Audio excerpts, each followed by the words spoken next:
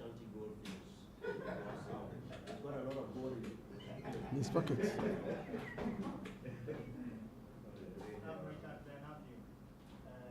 I'm working with Obodi Other Houses. That's all.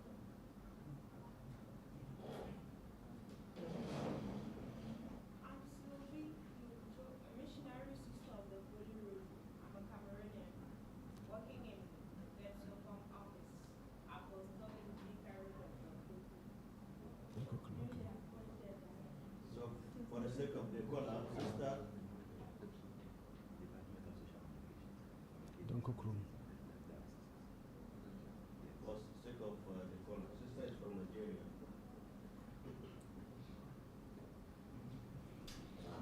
My name is Eric Fortunate, human resource practitioner, reporting for CBP. I didn't hear the last part. Reporting for CBP. Okay, all right. I think that's a From corporate, so you there. When you say CDK, how do you That is a-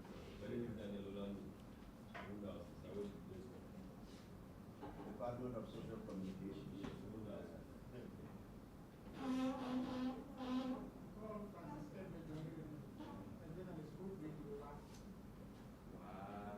Wow.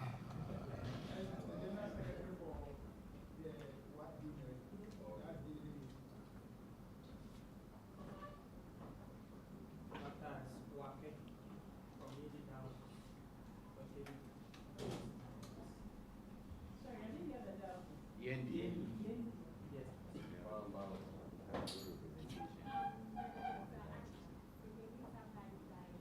The youngest of us all. Okay. The baby of the Senate.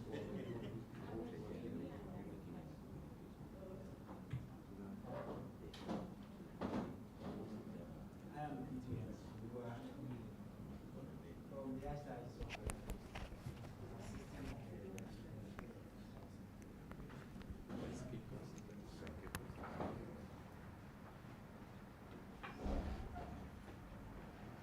Elizabeth Baruch, a sister of the Society of the Holy Diagnosis. I assist in the area of communication at the Development Mission at the Selected General Office. I'm in Nigeria. You're not Ghanaian. I am Michael Akoloba, reporter, Suwani Diocese, California.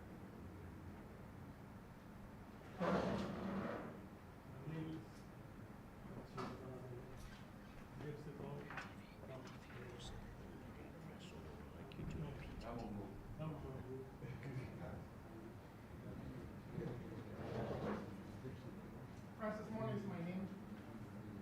I write for the Catholic Standard. I'm based in Tamale. I'm also a member of Council. So,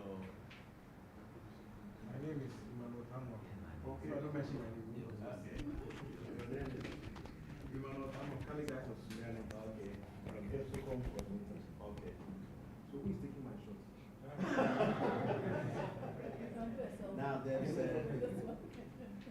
something we're doing. This is for television, and we realized that the television didn't capture the speech, the full speech of the Secretary General. So since it's going to be broadcast, we would like him to repeat the message so that it could be aired. So Father Dabo, Interview ready. TV people are taking no. Let's please don't cross us so that they'll be able to get all the. Francis.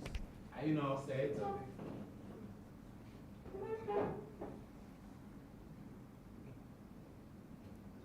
Are you ready? Wait, is the mic on for you? Can we hear you? Just say. Okay. Can you pick the, can we see the signal for the voice? Okay. That's Okay.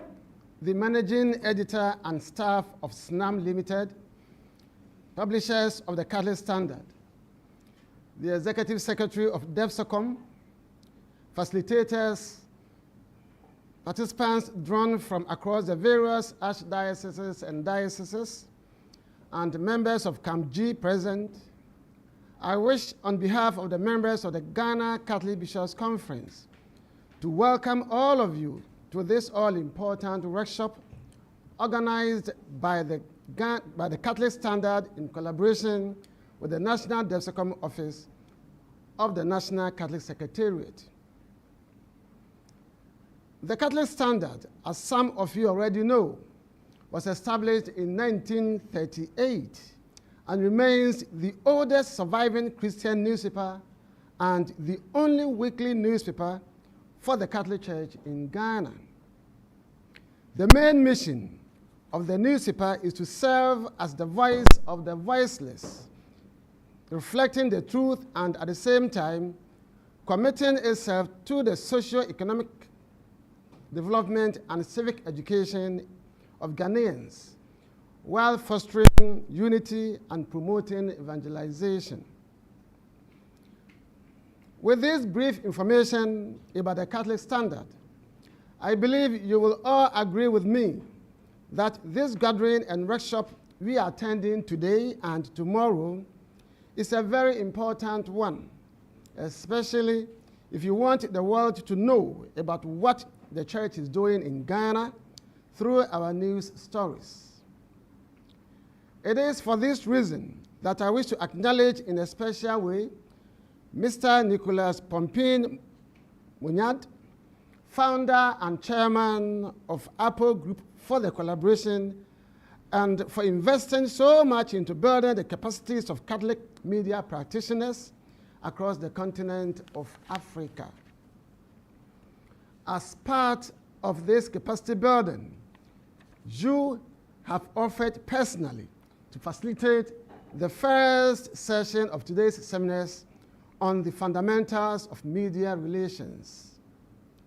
Nicholas, we are grateful for your generosity, not only to our Catholic media practitioners, but the Catholic Church of Africa through the free Zoom facility provided for all Episcopal conferences across the continent.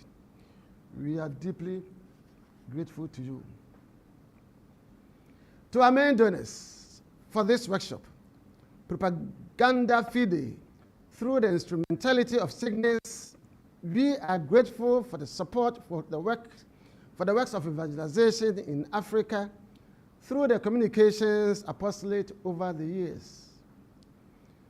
To our other facilitators, I wish to thank you for accepting to be part of this important workshop that would hopefully give a new face to our common goal of making the church more visible in our times.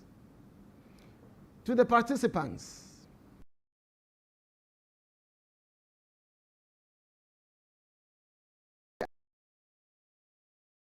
your facilitators and colleague participants, may I also urge you not to go back and sleep, but put the skills acquired into practice. It is only in doing so that we can reach the world with our stories from the dioceses and the archdioceses and the various institutions in Ghana. On this note, I wish all of you a fulfilling workshop. I welcome all of you and thank you for being present here. May God bless you.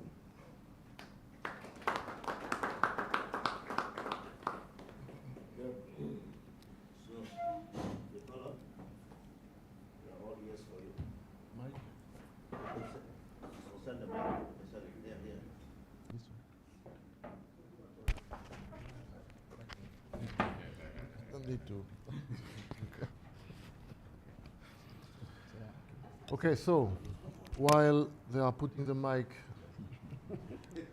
as you know, my name is Nicolas Pompin-Monia. I'm the founder and chairman of APU Group. The first thing I'm going to ask you to do, please, is to take your phones. I believe most of you have access to the Wi-Fi, yes? You have your phones? Take your phones, please. Use your phone of your neighbor if you don't have one. You have my name on the paper, right? My name, Pompin-Monia. Browse that name on Google. Okay? Enter my name on Google. Do it now. Pompigene. you're going to find a website which is called pompinemonniard.com. So you go on Google, you write Pompidne, you have the name on the paper, so you don't need to. And you're going to find a website which is pompinemonniard.com. When you are on that website, you're going to click on the button About. So again, you go on Google, you enter Pompigne, you're going to find a website called pompinemonniard.com. When you're on the website, you click on About. Are you there? Have you found the website? You enter the name Pompigne on Google, you're going to find a website called pompinemonniard.com. You enter that website and then you click on About. We good? Okay, I give you 2-3 minutes to read that. I think it's important before we start that you know exactly who I am and what I represent.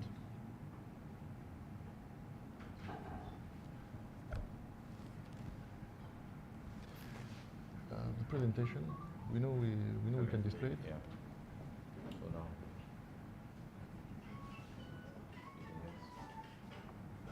Can we display it now? I will move. So my understanding is that I can move. I don't need to use that. I don't need to use that No, tool. You will be. no. You will be. I have that. Yeah, you can move. Okay. Maybe you have yours there. So. Okay. Okay. So I'm mic currently. That's Yes. all. Okay, good. So we can take that far away from the presentation.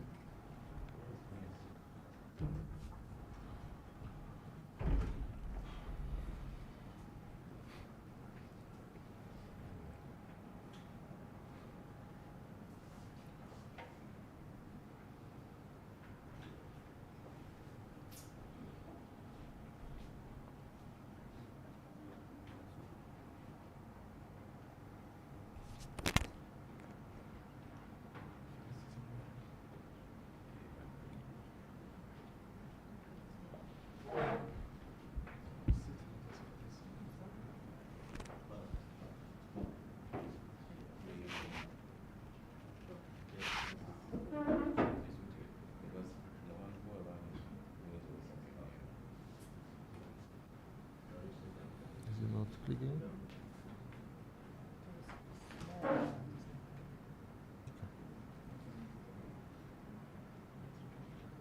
Okay.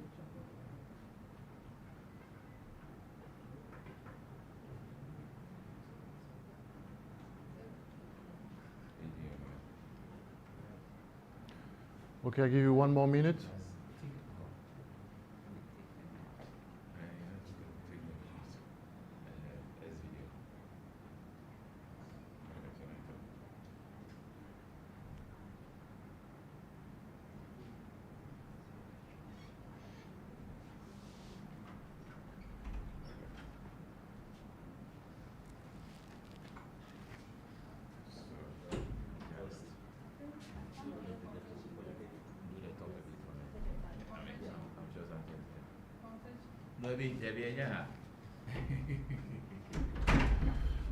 Okay, so by now you should have a clear understanding of who I am. I own the largest public relation agency in Africa and press release distribution service. My company provides services to 320 clients, including Nestlé, Canon, the African Development Bank, Afrexim Bank, Western Union, and so on. FIFA, NBA. A couple of years ago, we, my company, APO Group, signed a partnership with SECAM, the Symposium of Episcopal Conferences of Africa and Madagascar. That partnership is about threefold, 3 items. The first one is APO to provide Zoom licenses to all the echelon of the Catholic Church in Africa, all the Episcopal conferences, dioceses, which request a Zoom license to be able to communicate, will be provided by APO Group, free access to Zoom. The second part of the partnership is media relation capacity building. My company, APO Group, which has huge expertise in terms of public relation, media relation, will provide free media relation training to all the echelon, all the communication managers of the Catholic Church in Africa. I'll tell you a bit more about that. The third part of the agreement is that we, APO Group, as the leading press release distribution service in Africa, we will distribute for free, complimentary, all the press releases sent to us by any echelon of the Catholic Church in Africa. And we will provide to those echelons of the Catholic Church, we provide to those press releases the exact same service, the exact same level of service we are providing to, for instance, the African Development Bank or the Islamic Development Bank or Nestle or Facebook. There is another thing we are currently doing, which wasn't part of the agreement, but we are implementing right now, is that we will very soon announce that we are launching a volunteering program calling for volunteers on the field of professional from the field of public relations to join the communication department of SECAM to boost the skills professionalism workforce of the communication department of SECAM. So we already onboarded 2 professionals, 2 very talented PR professionals, which have more than 10 years of experience working for public relations of corporations, and which are going to give time. Some are going to give 2 hours a week, some are going to give 3 days a week, etc., to support SECAM to build a communication strategy and to help implement that communication strategy. Now, with regard to the media relation training, so the second item I just mentioned, we are doing that in 2 ways. The first thing is that we build for the Catholic Church, APO Group, the company built for the Catholic Church, a curriculum, an entire program of training, which is 18 months long. The first training started something like 6 months ago. Any member of the communication of the Catholic Church, again at any echelon, diocese, episcopal conference, etc., is allowed, entitled, in fact encouraged to join the program. It is an online training. You can attend remotely over the internet. We have already close to 200 participants from all over the continent. Maybe there are some of you which are currently participating. I know you are participating. You are participating. Okay, so you know anyone else participating to the training currently? Yes. You are? Okay. So you do know that that program is online. You do know you can participate just by a click of a button. You do know it's a very comprehensive curriculum. You do know that curriculum is provided by, not by academics, but by people which are on the ground providing public relations to the like of FIFA, to the like of NBA, to the like of Nestle, etc. So those are professionals. The curriculum is covering everything you can possibly imagine, from digital marketing to content creation, to pitching, to how to organize a press conference, etc., etc. And we are, I think, 6 months down the line, I guess. So there is another 10 months or a year or something of program. So you can join now. By the way, if you want to join that program, or if you want to have your press releases distributed widely as part of the partnership, you just have to send an email, and I'm going to give you an email address now. Please write it down. You send an email to Vatican, that's easy enough, the Vatican, so Vatican at APO, that's Alpha Papa Oscar, so APO dash or hyphen OPA.com. So I repeat, if you want to join the online training, there is again another 10 months of online training, and you can receive also the recording of the previous sessions. Or if you want to have your press release distributed as part of the partnership, the only thing you have to do is to send an email to Vatican at APO dash or hyphen OPA.com. A like Alpha, P for Papa, O for Oscar, dash O for Oscar, P for Papa, A for Alpha.com. That's the only thing you have to do. Okay? I strongly encourage you to take advantage of that opportunity, that training. It's free. And according to all the participants or all the people which review the curriculum, it's an extremely comprehensive curriculum. So there is huge value for you there to increase your skills and become even better and even more efficient professionals. And obviously, when I am traveling as the founder and chairman of APO Group, in any country I'm traveling, I am having those meetings. I had those meetings in Nigeria, in Rwanda, in countless countries I cannot even remember. Every time I'm traveling into one country, I'm contacting the Catholic Church and I'm having those kind of meeting, face-to-face meeting. Today we're going to discuss about the fundamentals of media relations. The fundamentals of media relations. Is there a way to have that full screen? There must be a way to have it full screen, no? You know, the presentation to be full screen. No, it's not there. The thing is that Okay. Today we are going to discuss about the fundamental of media relation. Okay, so we have, attention here. Don't look at that. I will tell you when you can look at that. We have communication. Communication is an umbrella term for certain things. Under communication, you have public relation and you have marketing. Under public relation, the main aspect of public relation is media relations. And media relation is exactly what it means. Relation with the media. Media relation is a relation with the media. It's a part of public relation, which is itself a part of communication. Now, here, we are going to discuss only about media relation. We are not going to discuss about, for instance, marketing or digital marketing or advertising or public relation per se, like messaging, etc. We are going to discuss about, I am a communication manager of a diocese.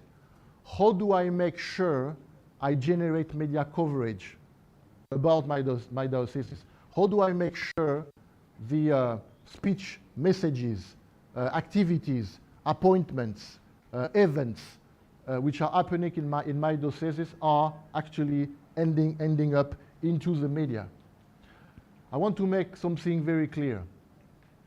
As much as I am extremely interested and always keen to consider, and I'm visiting them all the time when I'm traveling, what we are calling the Catholic media. So I'm referring to the media which are owned by the church.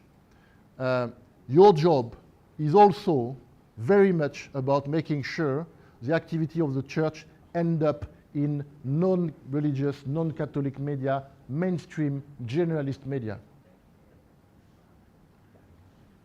I hope it will become obvious to you that your audience cannot be only the Catholic Church and people which are already convinced Catholic.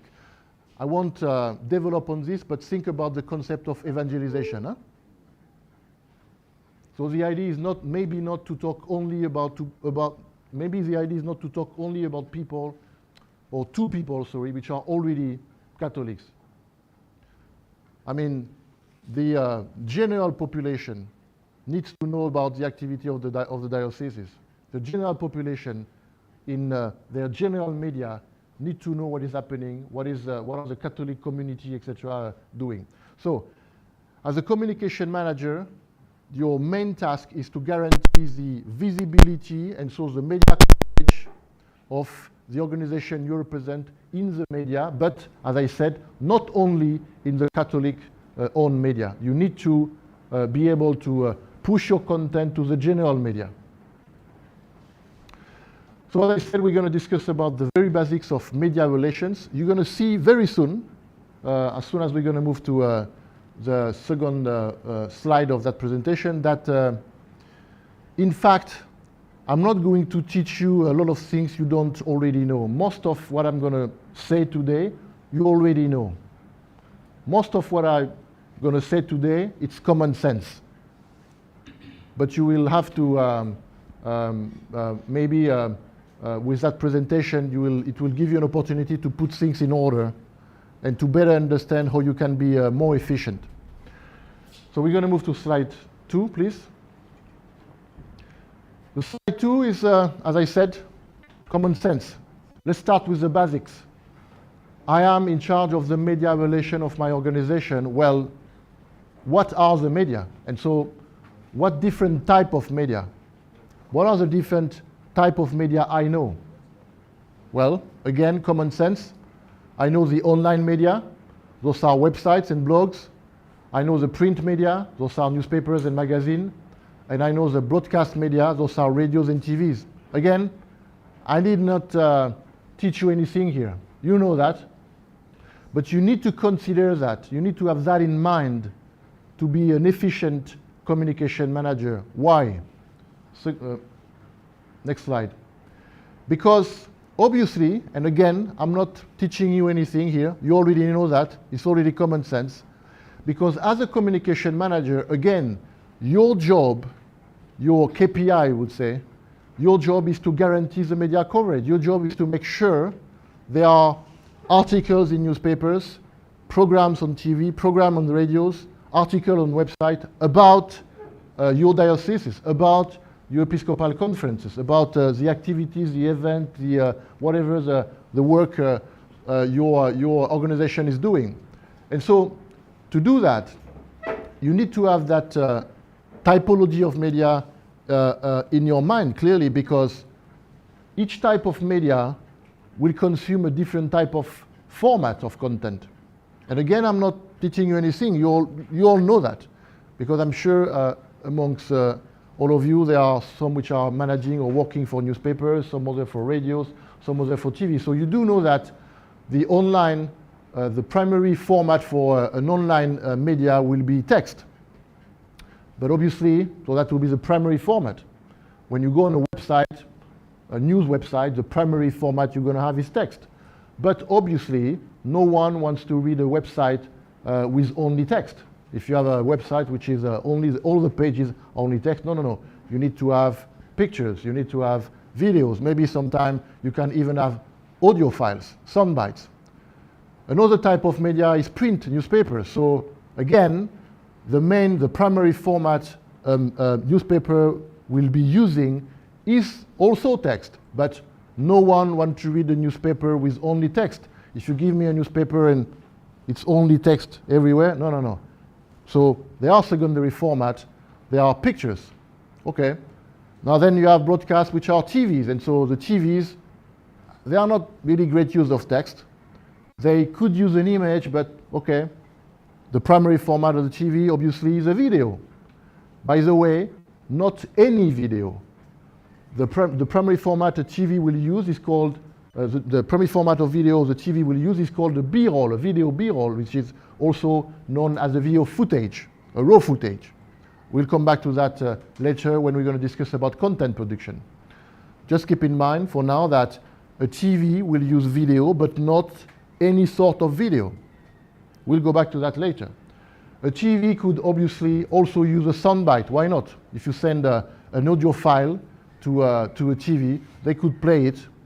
Okay, maybe they could use it. And they could also maybe use an image. I mean, a TV could display an image. But again, the primary format of a TV and its common sense will be video. Now let's talk about radio. Could a radio use text? Okay, maybe the journalist could read the text. Could they use an image? That's very unlikely. So the primary format of a radio obviously will be an audio file, which is referred to as a soundbite. Could a radio use a video B-roll? Yeah, yes. A radio could extract an audio file from a video. If I send a video of an interview of someone to radio, right now there are plenty of softwares everywhere which are free when you can extract that interview, that audio, and so from the video interview I transform that into an audio file, and so as a radio I can use that. So all of this, I believe, make total sense. I'm not, as I said, teaching you anything here you don't already know. But why is it important? Well, it is important because, again, you are in charge of guaranteeing the media coverage of your organization. So then, if you want to be efficient, well, maybe there are things you don't do, and maybe there are things you do. So maybe, for instance, you don't send a press release to a radio. Maybe you send an audio file to a radio. Maybe you don't send a press release to a TV. Maybe you send a video to a TV. You can add your press release as a background information, etc. But I mean, if I'm sending you, I'm a communication manager, you are a TV, and I'm sending you a press release begging you to hear my story, to actually publish something, to actually contribute to the media coverage of my organization, well, I may have a problem. I may have a problem because, well, you know, I'm providing text to a TV. Maybe if I want to increase the likeliness of that media to use my story, I should provide them exactly the type of format they need, they use, which is, in that case, video. And not any type of video, we'll go back to that. So maybe if I want to increase the media coverage of my bishop or priest or whatever in the radios, maybe I do something extremely complicated, something which will take days, years to learn how to do. Maybe I will go to my priest or my bishop, etc., and I'm going to push the button recording, and I'm going to say, okay, well, so what was that event again? Can you tell me what was that event? Ah, okay, thank you. Maybe I'm going to send that to the radios now. Extremely complicated to do, I mean, yeah. So, you need to, if you want to be efficient at being a communication manager, you need to go back to those basics. You need to have that in mind. There are different type of medias, and they are craving for certain form of content, format of content. Your job is to provide them the content they need, the format of content they need. Okay? So you will never have TV coverage if you're not providing video. You will be very unlikely to have radio coverage if you don't provide audio files, which, as we just saw, are extremely complicated to create. So let's do a case study style stuff. So that thing here we are doing is an event, right? It's a seminar, whatever, etc. It's an event. We have cameras for pictures. We have videos. We have cameras for videos. And we have pen and papers. So technically, at the end of such an event, you are the person which is in charge of promoting that event, that thing here we are doing here, like the chairman of a peer group doing a seminar in Ghana, blah, blah, blah, blah, blah, blah. Well, at the end of the seminar, we need to end up with a press release, text. He's doing that, text. By the way, he's so good that he will translate it. He will not only issue it in English. He will use ChatGPT, the online services, etc. He will find a way to translate it in French, maybe in Twi, whatever. Then we'll have pictures, because again, no one wants to read a newspaper or a website with only text. So we'll send pictures to illustrate. And I will explain why it's important to send pictures, because there are different reasons why it's very important to send your own pictures. Then we'll have videos. They are shooting videos. So right now they are live, but I mean, they're going to package a video, and that video will be a B-roll. We will explain later what is a B-roll. And then, based on that B-roll, but based on the video B-roll, in the video B-roll there will be an interview of me. So they will come with a camera and say, okay, so can you explain what is it you did today? Who are you and what is it you did?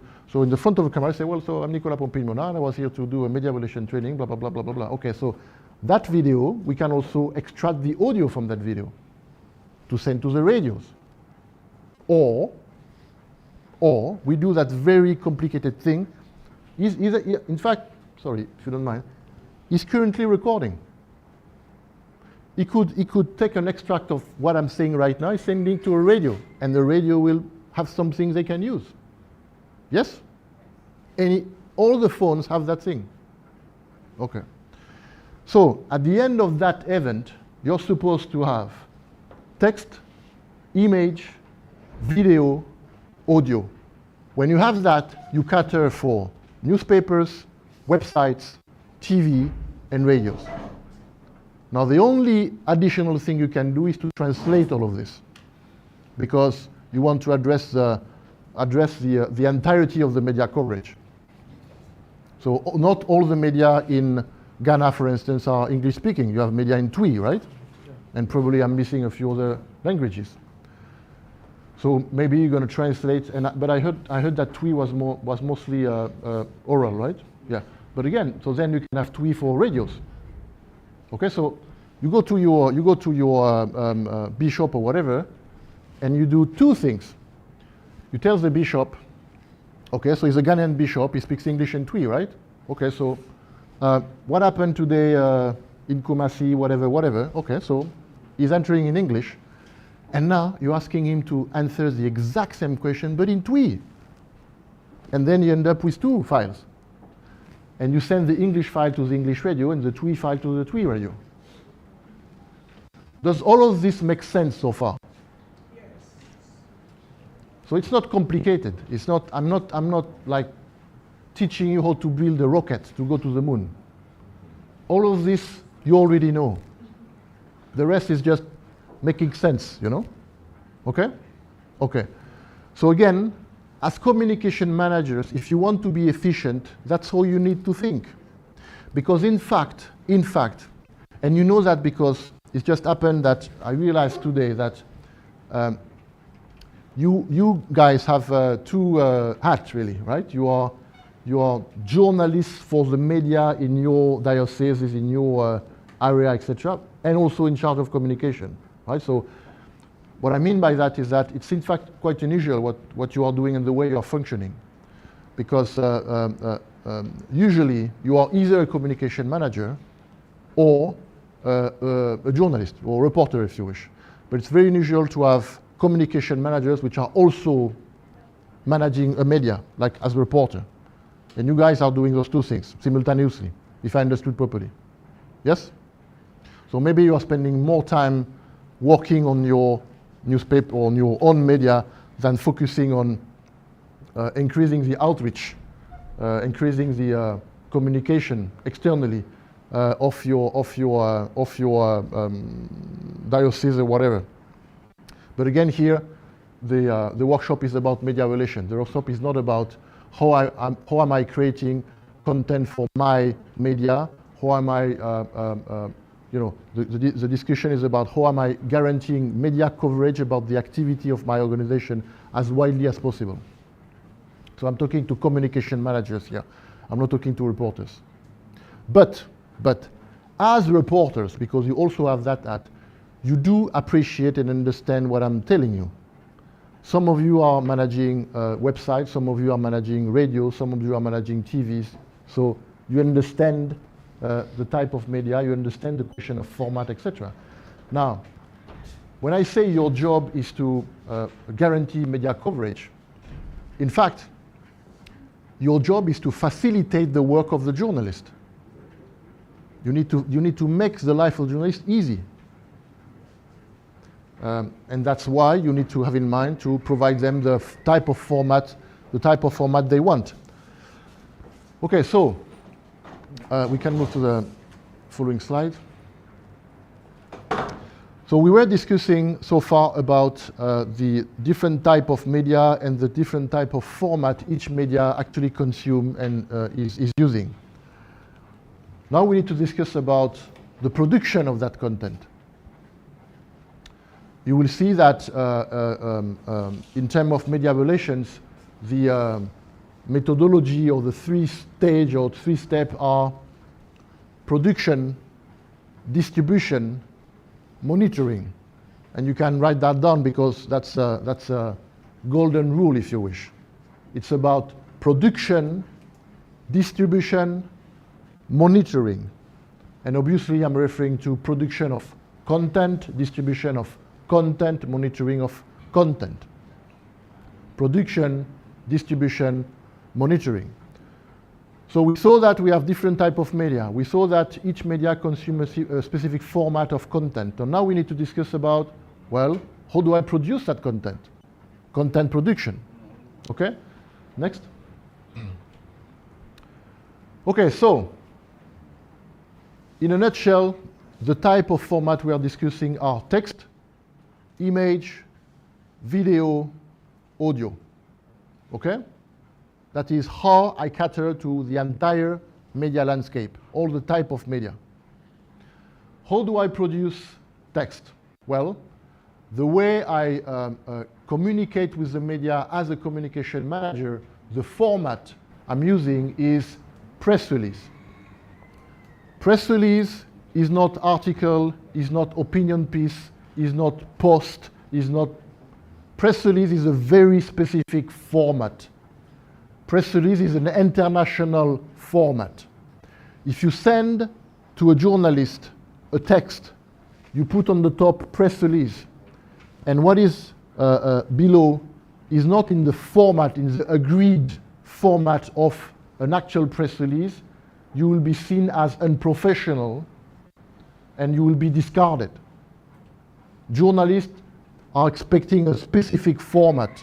A press release, again, is not an article, is not an opinion piece, it's not a post, it's not a tweet, it's not whatever. A press release follows a very specific structure.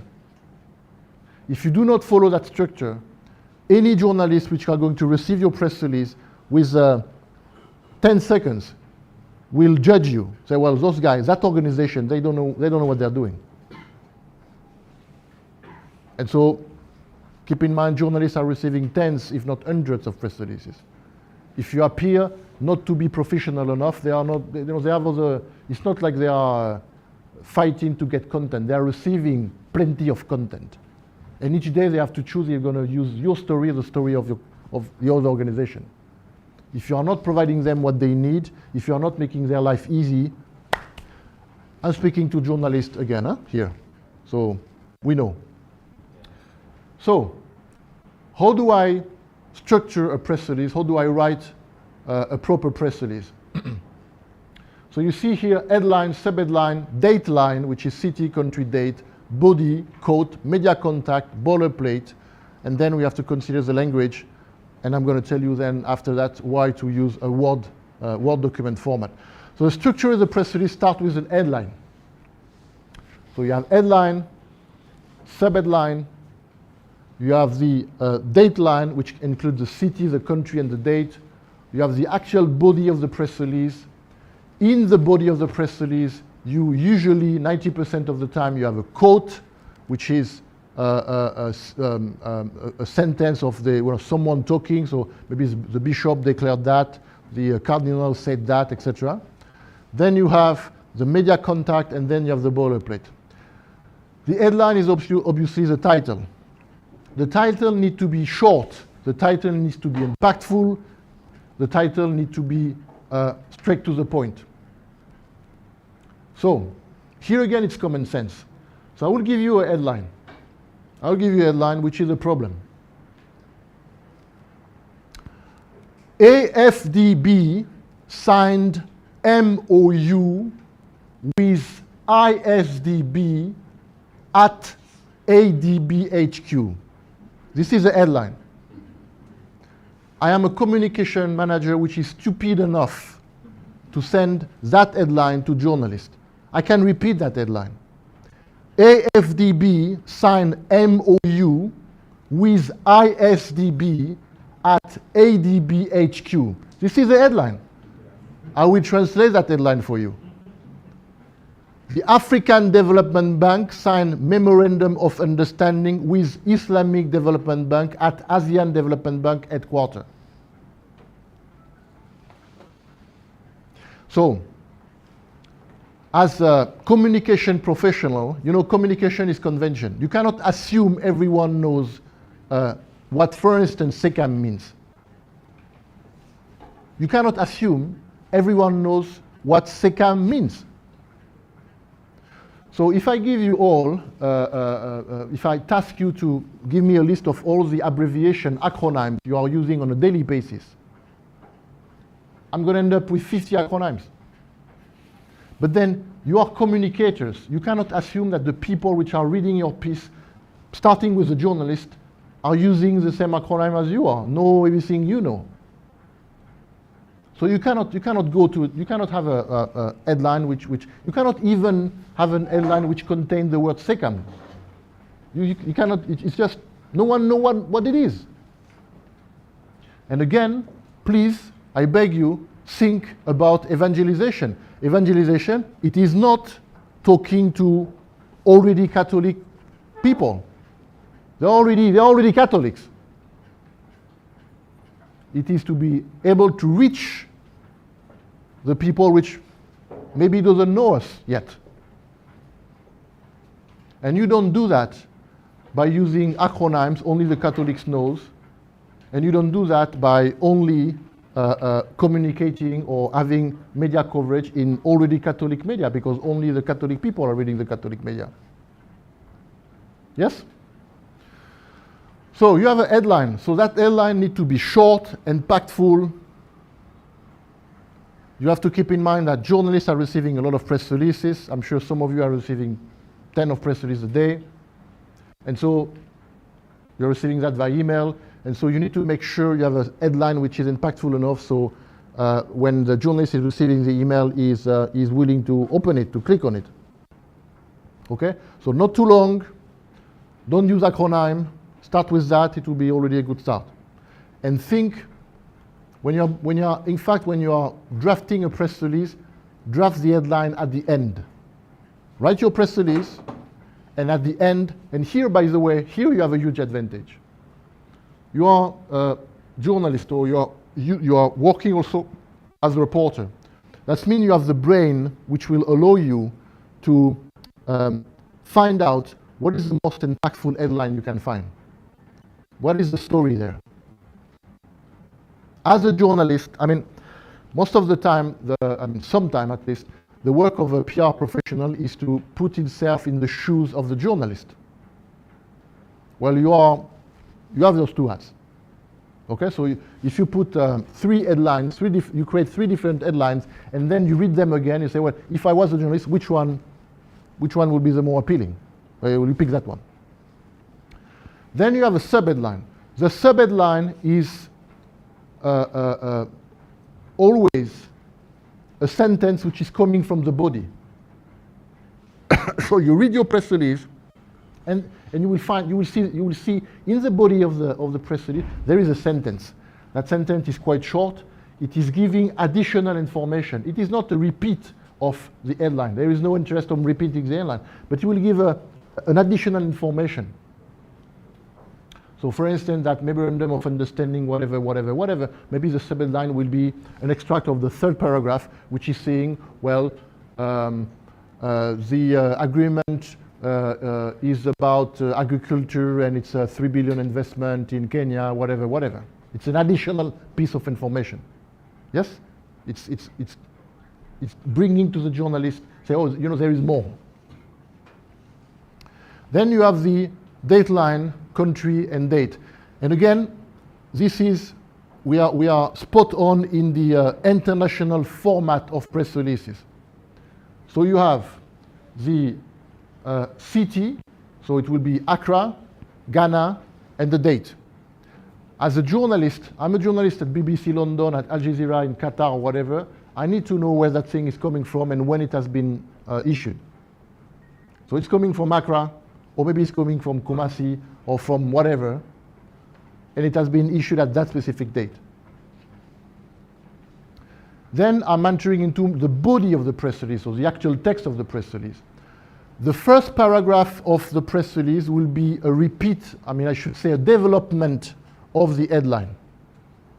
The first paragraph is, so if my headline is, African Development Bank sign a memorandum, etc., the first paragraph will be, today in Shanghai, the African Development Bank signed a memorandum of understanding on agriculture with the Islamic Development Bank. The event was held at the ASEAN Development Bank headquarters, and in presence of the Minister of Agriculture of Kenya, whatever. The first paragraph is the development of the headline. It's just I'm taking my headline. My headline, for instance, doesn't use articles. In my headline, there is no Z or E, or N, etc. An headline is a contraction of a sentence, right? Well, my first paragraph will be that headline, but like expanded, like I'm giving it more consistency. But the information is the same. It's just I'm making it more. I'm putting more muscle, if you wish. Then somewhere in my press release, usually after the middle, like in the second lower part of the press release, I have the quote. And so the quote is, we are very happy, we have signed that partnership, whatever, said the president of the African Development Bank. Or said the bishop of whatever, or said the cardinal of whatever, or says the priest or whatever. Okay? So the journalist can quote the responsible executive, whoever which was in charge of that thing. By the way, the quote can be that sentence you will record with your phone. You can go to the person and say, well, can you read the quote for me? Just read it. And then that quote will become your audio file you're going to send to the radios. Now, at the end of the body of the press release, you're going to have the media contact. The media contact is, communication manager, John, whatever, email address, phone number. Why? Because the journalists which are going to receive that press release may want to ask you more information. He may want to receive a picture, another picture. He may want to ask for an interview. He may want to contact you next month because next month he's going to work on another piece and he wants to have a few more information. So your job, again, it's media relation. So people, journalists need to be able to contact you. I'm a journalist in Accra and I want to know what is happening in the diocese of Kumasi, whatever. Who do I contact? Do I even know who to contact? So you need to make yourself available. I'm a journalist in BBC in London, and I'm preparing a piece about religion and the Catholic Church in Ghana, etc. I would love to discuss with whoever is in charge in the remote area of Ghana, etc. How do I contact? Who do I contact? I told you at the beginning of the discussion, browse my name on Google, etc. I could ask you right now to pick up your phone again, go on Google, and enter media contact diocese of whatever it is that says. You could just put yourself in the shoes of a journalist which is trying to contact you. How exactly easy is it going to be for that guy? Are you reachable? Like not reachable, but how easy is it to find you? You are communication managers of some organizations, right? You want the journalist to be able to reach you. So by consistently adding your phone, your name, your phone, your email at the end of all the press releases, you will spread the news that, okay, well, when it's come to the diocese of, I'm here. You need an interview, you need a picture, you want to attend one of our events, whatever. I'm here to serve you. Because that's very much what you are here for.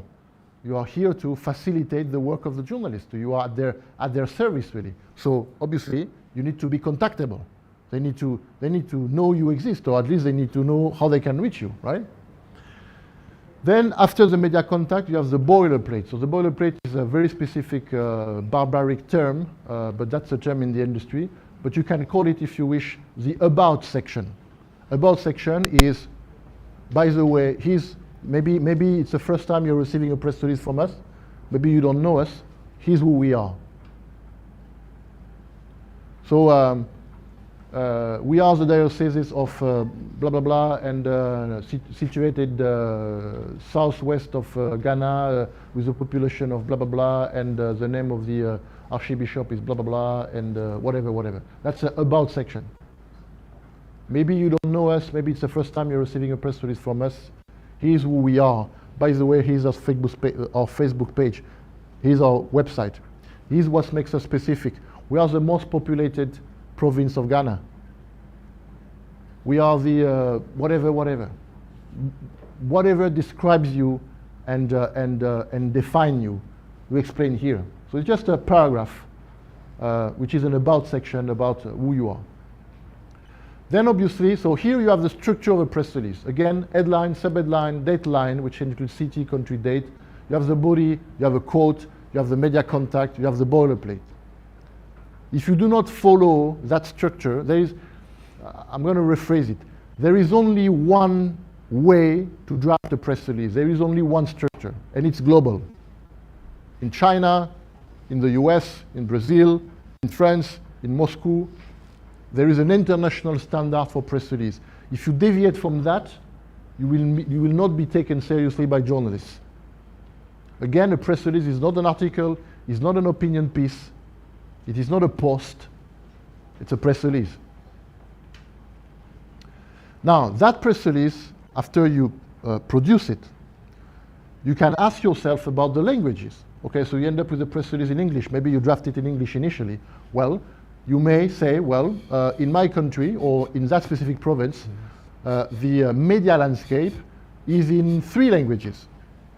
So we have radios in English, we have radios in Twi, and we have radios in whatever other language. Okay, well then, I will produce content in those 3 languages because I want to be able to guarantee the largest possible media coverage. I want to address the entirety of the media landscape. So you may ask yourself, after you produce that initial press release, do I need to translate it? In which language? It depends on, you know, how important it is for you, what is the importance of that other part of the media landscape, etc. So, for instance, in Uganda, so there are, in Africa, there are 16 countries which are, out of the 54, there are 16 countries which has at least 2 official languages or more. At least 2 official languages or more. 16.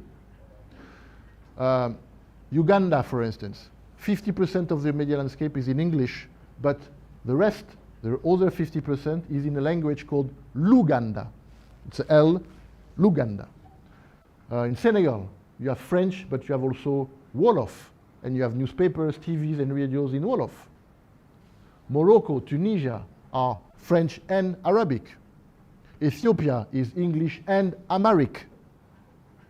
Kenya, Tanzania, English and Swahili. Rwanda, English and Kinyarwanda, etc., etc. There are plenty of countries on the continent where, if you consider the entire media landscape, you look at all the radio, all the TV, all the newspapers, all the websites, you don't have only one language, you have plenty of other language. So depending on what you are trying to achieve, you need to ask yourself, okay, that piece of content I just created, that press release, do I need to translate it? If yes, in which language? To be able to address the entirety of the media language. Now, one of the most stupid things a communication manager can do, I will repeat that. One of the most stupidest things a communication manager can do is to send this press release to a journalist as a scan or a PDF. So if, as a journalist, you receive some of those, you know, you know what I mean by that. But there is something more stupid you can do. In fact, the more stupid things you can do, the really more stupid thing you can do is to send a press release as a scan on a Friday afternoon. That's the most stupid thing you can do. Yeah. But plenty of people are still doing it. So, obviously, the best way to distribute a press release is as a Word document or simply in the body of the email. Simply the text in the body of the email. That's it. So it is either a Word document or in the body of the email or both. But I mean, obviously, and here Again, I'm not talking only to communication manager, I'm talking to reporters, etc. So you have been on the other side of the, I mean, you have those two hats. Obviously, the content, the text you are sending needs to be copyable. You need to be able to copy paste it. No reporter had the time to retranscript your press release, which you scan. You send an image and the guy has to retranscript everything. No one has the time to do that.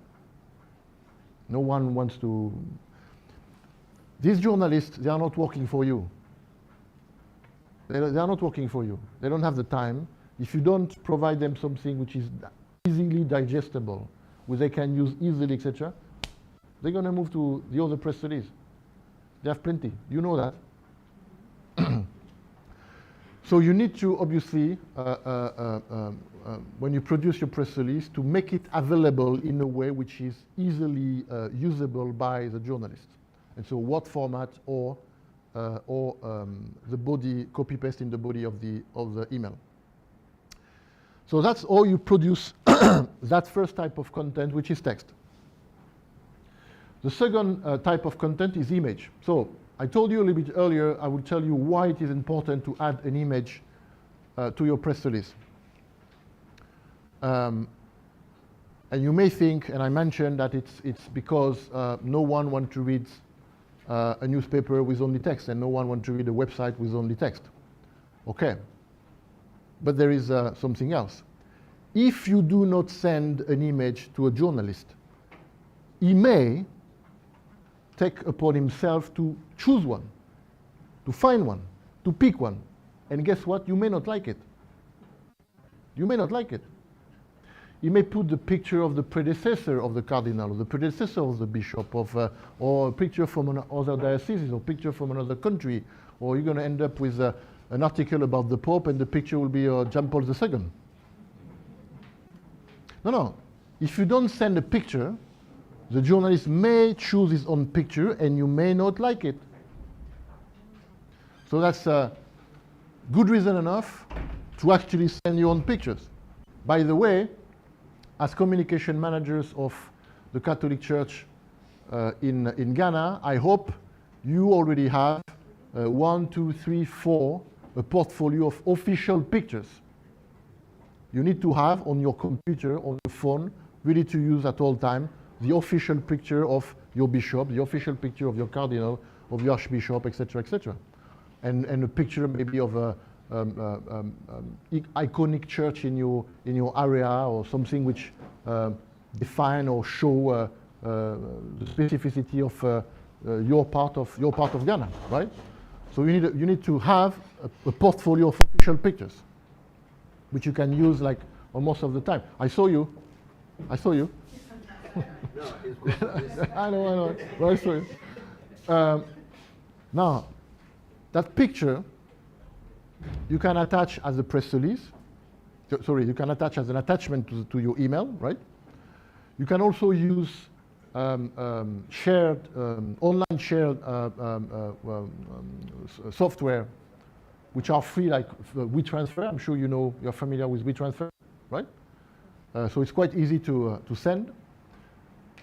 One thing which is critically important, obviously, is to be very mindful about the quality of the picture. And so here I'm talking about two things. Again, you are communication managers. You are not here to send to the media a picture of your cardinal which had been taken when he had his finger in his nose. Or maybe he had a fly on his forefront. Or maybe he was just coughing, he was, whatever. That's not your job. Your job is to send the media the perfect picture. With the cross straight, with the jacket straight, with etc. That's what you are here to do. So there is the quality of the picture in that sense, but there is also the quality of the file itself. And what I mean by that is that even at APO, even working with some of the largest multinationals in the world, sometimes, like 3-4 times a year, we're still receiving pictures from big corporations. Say, well, here's a picture of our CEO. And we will see the picture. It's like it's a picture of ID card, the size of it. So you need picture which is good quality. You need something which is at the very least 500 mega, right? So 500 mega is okay. Any website will be able to use that. Any newspaper will be able to use that, etc. So you need to protect the image of the organization you are representing. I will do a side note on this. As it's not in relation with content production, but kind of. As communication managers, when you are organizing an interview, so when your bishop, priest, cardinal, archbishop, whatever, Episcopal conferences, whatever, is having an interview, it is your job to make sure the person which is interviewed, which you are representing, looks good. That's your job. So I'm saying that because I feel that it's not maybe clear for everyone. If a camera is coming right now to interview me, and you are my communication manager, and I'm sitting, so the journalist is there, etc., and we're going to have that interview. I'm the person interviewed, and I'm like this.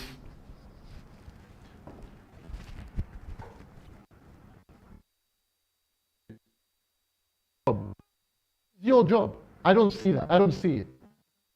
The fly here, I don't see it. The fact that I'm not dressed properly, I don't see it. Job to come to me and say, excuse me, 1 minute. Okay. It is your job. If the cross is when your guy is sitting, the cross is like here, whatever. No, it is your job that the cross is straight. It has to look like perfect. And it is up to you to do that, to make that happen.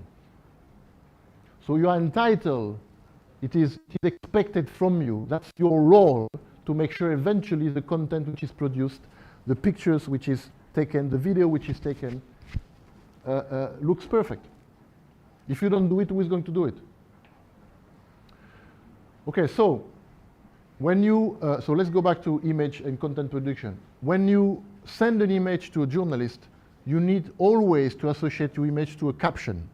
So a caption is a description of the picture. Now, a very easy way to do that is to use the caption as the name of the file. You can do that if the caption is not too long. Okay? So the name of the file will be Bishop Emmanuel Badejo.jpg. You get my point, right? So that's an easy way to not making mistakes, right? But in any case, all the pictures need to come with a caption. Why? Because if the picture doesn't come with a caption, you see, for instance, on that program, on that thing, my first name is spelled with a H. My first name does not contain a H. I'm Nicolas, French thing, not UK thing. Nicolas in French has no H. So if you send a picture of your bishop or whatever, if you don't spell it literally, if you don't spell it for the journalist, you may not like what they're going to write. And as journalists, when you are receiving a picture, it is not your job to guess who is the guy on the left and who is the guy on the right. I'm a journalist, I'm receiving a picture, there are 3 guys on the picture. And okay, so in the press release there are 3 people which are mentioned. How do I know which one is who? My readers, the people which are going to read my newspaper or my website, etc., when they're going to see that picture, they would like to know, well, who is the guy? So the picture is, the picture of Nicolas and Ben. I mean, you cannot. I mean, you're gonna have to give a clue. So Nicolas is the beautiful one. And the ugly one is Ben. I didn't say that. You know? No, you're gonna have to say 2 things. You're gonna have to say from left to right. from left to right, and you're going to have to spell because it's Nicolas without a H, for instance. Okay? And maybe you have to put the position also. You cannot ask people to guess, because if you ask people to guess, they may guess wrong, and when it's published, it's published. Okay? So when you provide a picture with a caption. A caption is a description. And a description is an actual description. Like from left to right, Nicolas Pompil-Mognard, founder and chairman of FAPO Group, with Ben, blah, blah, blah, blah, blah, blah, etc., etc. Okay? So that's it for image. Let's move to video. So when we discuss about the type of media, etc., I mentioned earlier that TVs are using video, but not any type of video. They're using a very specific type of video. Which one of you are working for TVs or used to work for TVs? Which one of you have experience with TVs? No one? Okay. Well, anyway. Okay. So let's go back to the basics. If you think about an Instagram video, okay, it's a video, right? Do you think a TV, like a news program, will be able to use that video? Okay. So, sometimes there are things which are more simple than we think. We think, when we think about it, we don't know, so we think they are very complicated. In fact, they are very simple. A TV station, all TV stations are different, right? If I go to Joy TV, whatever, Joy News or whatever, the layout of the screen is different. They have the subtitle and their logo may be in the right and their logo is blue and blah, blah, blah. I go to another TV, it will be different, etc. So each TV wants to receive a format of video they can shape to their program, to their TV, to their design, to their layout, they can do whatever they want with it. So they want to receive what is called a video B-roll. A video B-roll is a raw footage. So raw footage is that. I'm giving you, let's imagine I'm handling a camera right now.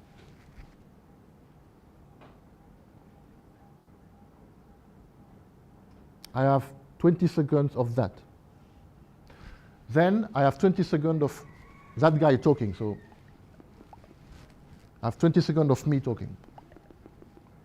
Then I have 10 seconds of that. And maybe the camera is moving a little bit. And then I have Pompil-Mognard with that thing on the back answering a question. You can hear what I say. It's actually an interview. Yes, you know, what we are doing today is very important, blah, blah, blah, blah, blah, blah, blah. Okay, so with that, I have a 4-5 minute video. Maybe I have the entrance of the venue here, maybe I have the parking, whatever. Maybe I have a zoom here, just for 1 second. Okay, so with that, I package a 3, 4, 5 minutes video. There is no subtitle. There is no music. There is no video effect. There is no nothing. It's a raw footage. That child here, I give him the camera. He can do the B-roll. He can do it. Okay. Okay. So it is one of the most with the audio file, I guess, the phone is one of the most easiest piece of content to create. Now that's what the TV need to do their job. They need to receive a raw footage video. Okay, so you remember what I said, right?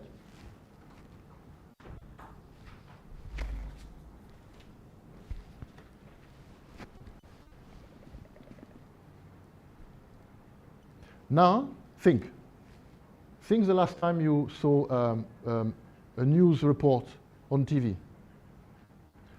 Okay, so. And today in Accra, Ghana, the chairman of the group came to blah, blah, blah, blah, blah. And a lot of people were there to blah, blah, blah, blah, blah. And now let's listen what Mr. Pompimon has to say about blah, blah. Well, you say blah, blah, blah, blah, blah, blah. They use the B-roll. B-roll are everywhere. B-roll are the primary format used by TV. Can you see it, what I just, you can see it? You understand what I just said? You can see it? Okay, so next time you watch TV, news, think about what I just told you. That's what they use. So, now, as I mentioned a little bit earlier, if you are the communication manager in charge of the promotion of that event we are having here, you want to produce, at the end of the event, text, maybe he's doing it, pictures, we have camera here, videos, and audio files. When it comes to the video B-roll, that thing, I want to send it to 10 TV channels, 20 TV channels. I want to send it even to the channel outside of Ghana. I want to send it to the BBC. I want to send it to Al Jazeera. I want to send it to CNN. Well, that format is raw footage. Any TV channel can use it. There is nothing there. There is no logo, there is no subtitles, there is no audio file. They can use it. Even the TV which has the capacity, they can even what I say, they can put subtitles, they can translate it. They can do whatever they want. So that is what is a video B-roll. By the way, I know, and I'm very aware that it's all about social media, etc., etc. There are three comments I would like to make. Consider the time, energy, and money it will take to create an Instagram video about what we are doing here, about that event. It will take, so someone will have to come, shoot some video, go back to do some editing, add some video effect, add some music, whatever. So it will be way more time consuming, way more costly than to do a B-roll. We saw that. A B-roll is like, you push the button,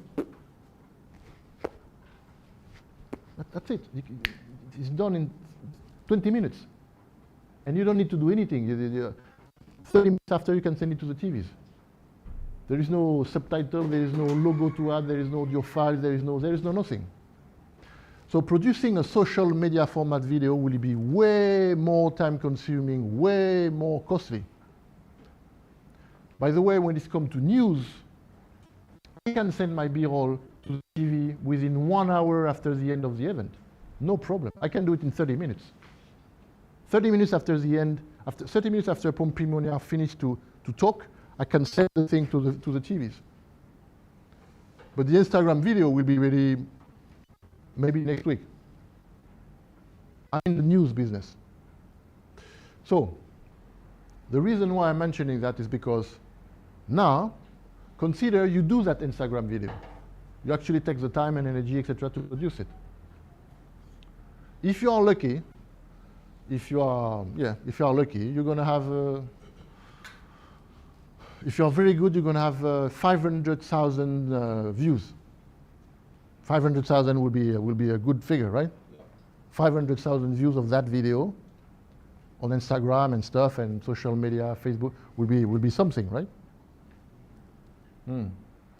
But if the B-roll I produce and I send to the TV is held by one TV channel, just one TV channel, maybe I'm doing more than 500,000 views, right? Not to mention, that TV channel, guess what? Maybe they have their own social media. Maybe they have their own Instagram. And maybe whatever they hear on TV, they also put on their social media. So you need to think about what is your best return on investment here. The traditional media, as they are called, they still have huge reach, huh? And they have their own social media. Okay, so we just saw what is a B-roll. We just saw how to produce a B-roll. Now, just like image need to have a caption, image that have a description, a B-roll always comes with something called a dope sheet. So that video you package, that 4, 5, 6 minute video we just discussed, which has no subtitle, which is raw footage, etc., it needs to come with a document, a text document, which is called a DOP sheet. The DOP sheet will describe what is on the video. Because again, when I'm a journalist, I'm receiving that video, I'm playing it, and at minute 4:22, I have that guy. I'm receiving the video, and I'm playing it, and at minute 4:22, I have that guy talking. I don't know who he is. I don't know how to spell his name. So if I want to put it on my TV, when a guy is going to talk, I need to put his name and his position. I don't know that. I don't know how to spell his name. I don't know, etc. So with the video file, I'm going to have always a text file come with it, which is called a DOP sheet, which will describe the entire video, like minute by minute. Say, okay, from second 1 to second 20, view of the attendees of the training, blah, blah, blah, blah, blah, blah. And from minute 4:22, Nicolas Pompignonia, founder and chairman of APU Group. So the TV journalist just have to copy-paste the name and the position. Okay? Because again, if I don't provide that, I may not like it. Because guess what? If I don't send that, it could be like, and now let's listen to Nicolas Pompignonia, founder and chairman of APU Group. Or let's see what Ben has to say about it. If I don't give that information, I may not like the result. Huh? Okay? So all the video B-roll need to come with a DOP sheet, okay, which is a description. DOP sheet are to B-roll what captions are to images, okay? Now, audio files, well, audio files, as I said, which are referred as sound bites, are the easiest piece of content to create. You all have phone, and on your phone, you all have the ability to record. You can even use WhatsApp or whatever, I mean, to create audio, right? You go to your priest, you go to your bishop, you go to your cardinal, you go to whatever, you go to someone which is attending the mass, wherever you want, and you ask a question, and you just record. And if you like it, you send that to the radio with your press release. They will I mean, understand that they will love you for it. You understand that, right? I'm a radio journalist. You're sending me a press release with, as an attachment, an audio file. I will love you for it. I mean, you're making my life easier. And by the way, you know, that's how I'm paying the rent, you know, with the content I'm producing. I love you, you know, and you know, I want more. I want more. And you know, if you do that consistently, you'll be part of the family. Hey, send me more content. And do you have more audio file? Because you know that's, you know. And by the way, I'm a small radio on the other side of Ghana, like other side. It will cost me a lot of money, which I don't have to travel to Kumasi, to travel to whatever. And then I can say in my radio, and now let's listen that guy which attended that event on the other side of Ghana. It makes me look important, like I have a special envoy. Yes? Okay. Fine. So it's just to highlight the fact that if you understand the different type of media, if you understand the format they need, if you are able to produce the content they need, and if you consistently provide content to a journalist, you're going to create a virtuous cycle where journalists will be waiting for your content, and you will guarantee your media coverage most of the time, right? Let's not forget that media needs content. Huh? I mean, you know that. Huh? Media needs content. Media needs content. I'm an owner of a newspaper, daily newspaper. Each day I need to fill 20 pages, something like that. I'm an owner of radio, of TV. I need to create 24 hours of program, etc. And your content is very specific. The content you're producing, you guys, is very specific.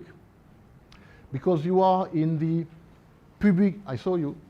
You are in the public relation industry. You are in the communication industry. So let's take a step back here. Globally, everyone is talking about copyrights, and all the content is copyrighted. Right now, you have big discussion between ChatGPT, Google, and the media, etc. Because copyright. Because, you know, I'm a journalist. I spend a lot of time produce that piece, and it's not fair that you can copy it and use it or sell it or whatever. It's my property. That's copyright.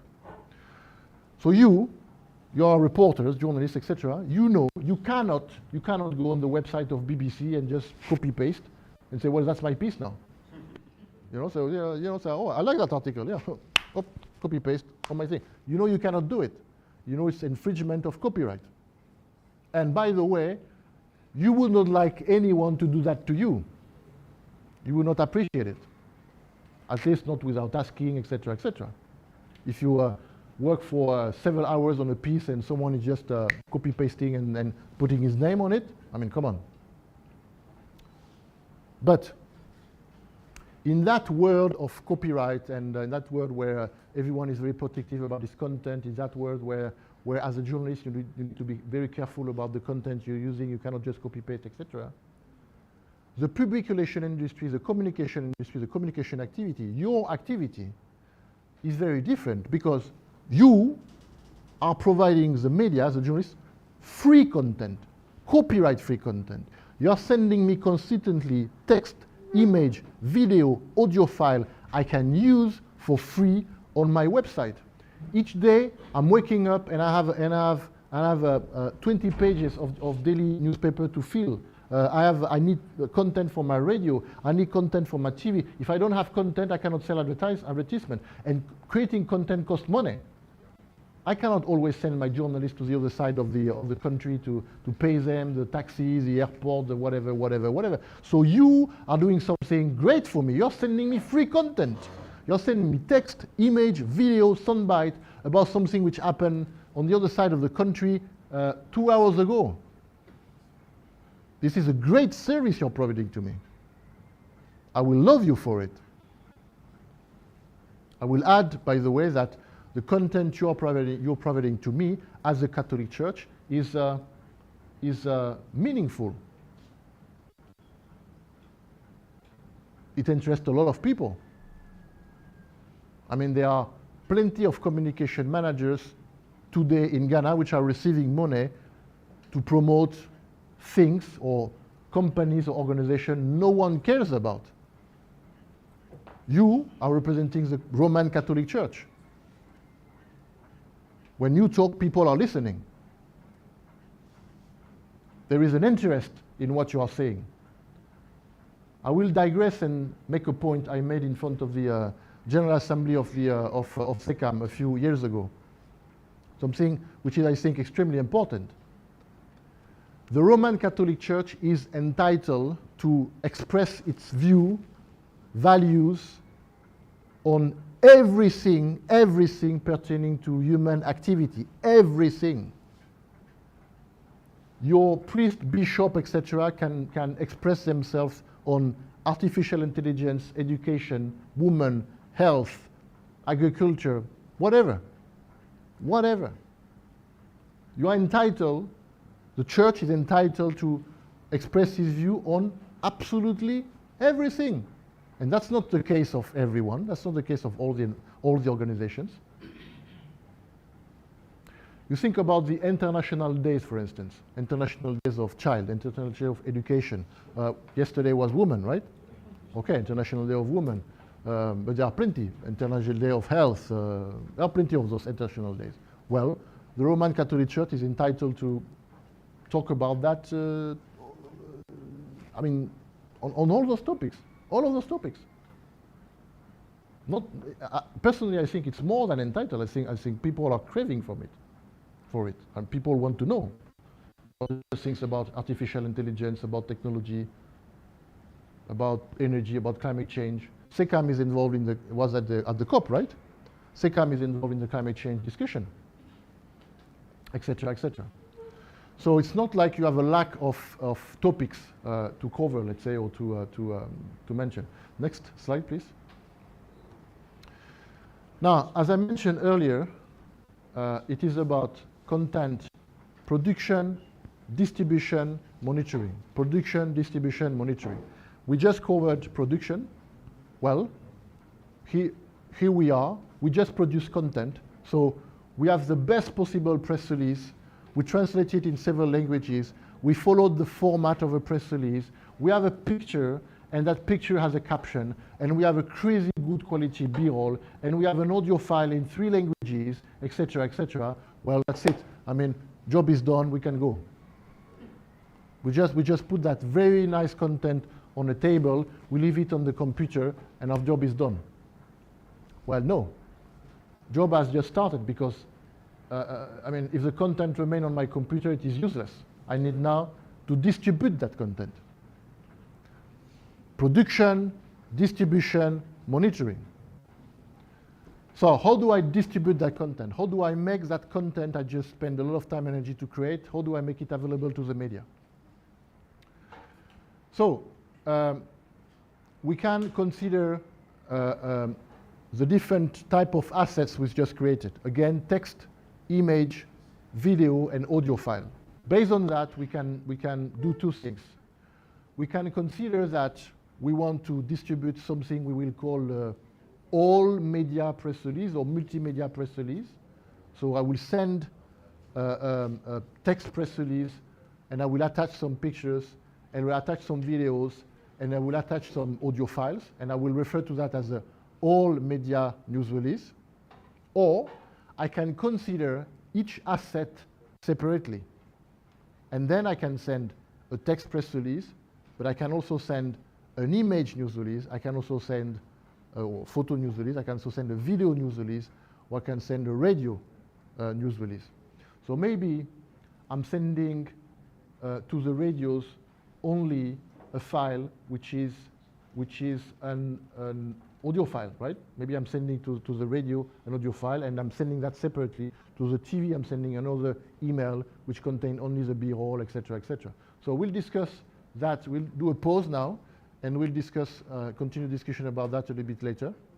We have 10 minutes, I think. 20 minutes. 20 minutes. We have 20 minutes. Instead of coming back at 11:30, we come back at 11:20. Because we took 10 Okay, so 11:20. Thank you. The first thing is we are taking a group photograph as we step out. Please, that's it. Ah, we can do it here. No, If we no, where are you doing it? Because we okay, well, okay, over here. photographs of you, but because of the numbers. Okay. Yeah, fine. That's no problem. You want us to buy one? But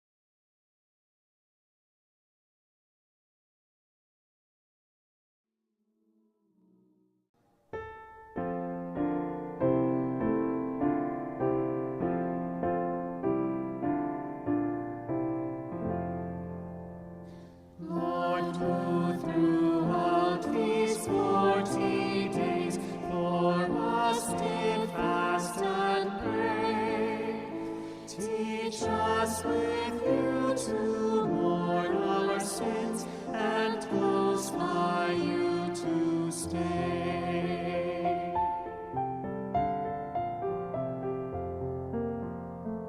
As you with Satan did contend and did the victory win, oh, give us strength in you to fight, in you to conquer sin.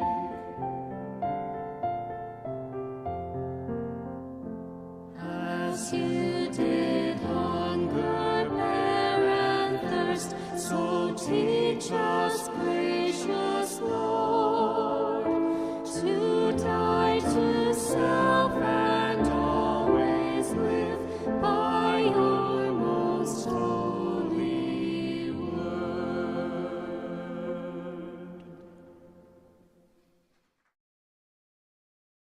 Attende Domine et miserere, quia peccavimus tibi.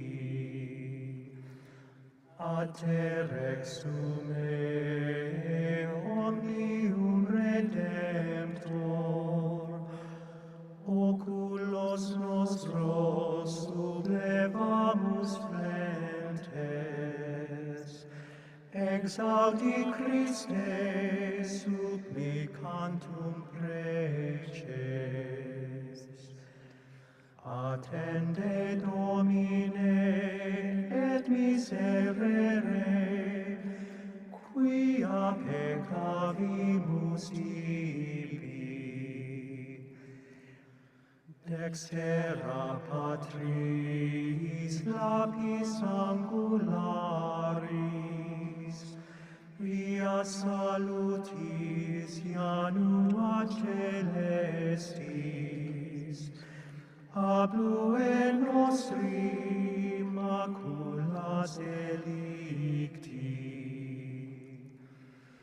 Attende Domine et miserere, quia peccavimus tibi. Rogamus Deus tua majestatem, oribus sacris gemitus exaudi, crimina nostra placidus indulge. Attende Domine et miserere, quia peccavimus tibi.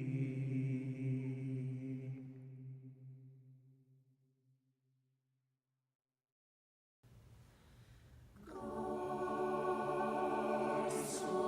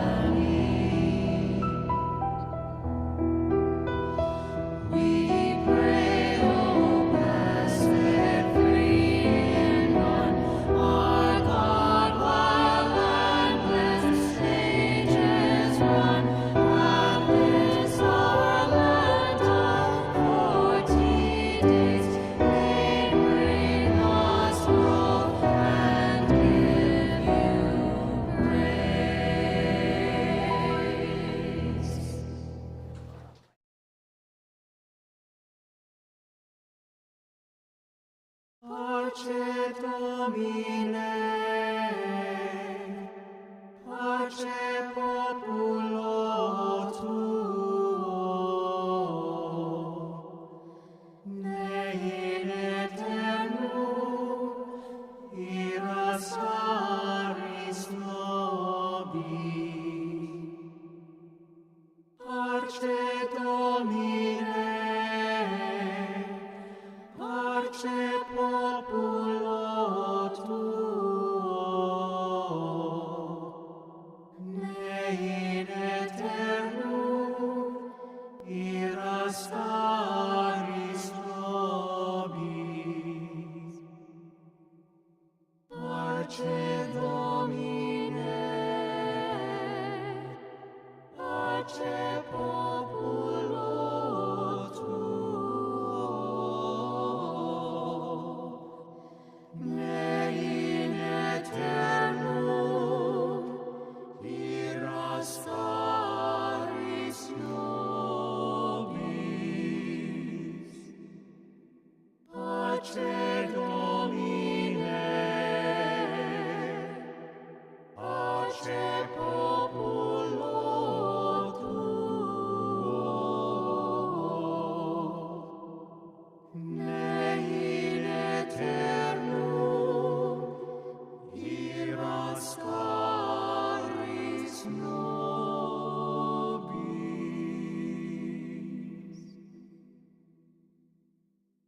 Jesus walked this lonesome valley. He had to walk it by himself.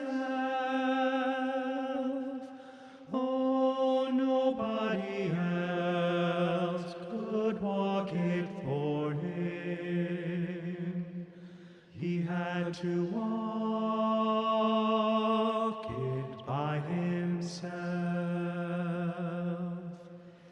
We must walk this lonesome valley. We have to walk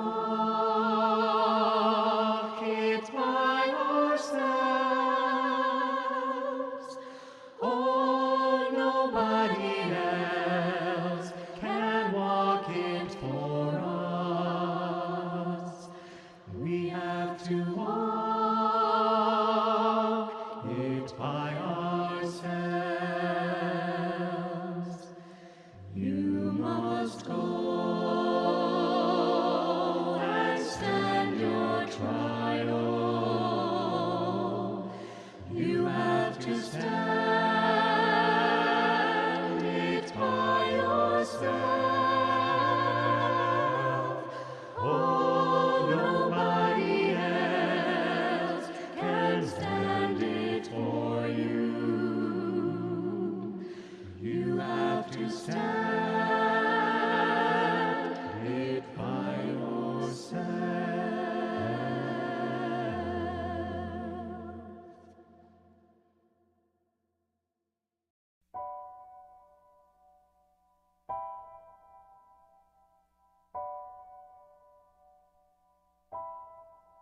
What wondrous love is this, O my soul, O my soul? What wondrous love is this, O my soul?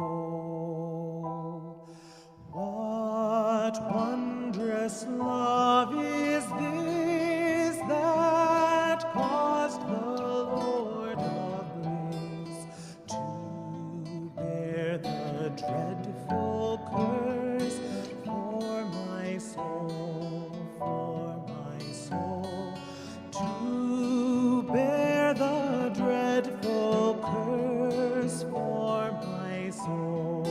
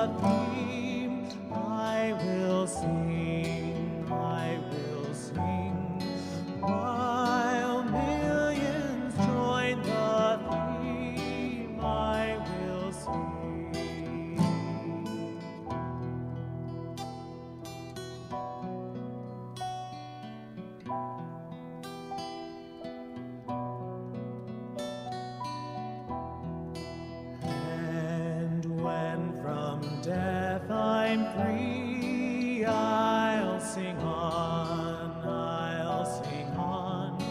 And when from death I'm free, I'll sing on. And when from death I'm free, I'll sing and joyful be, and through eternity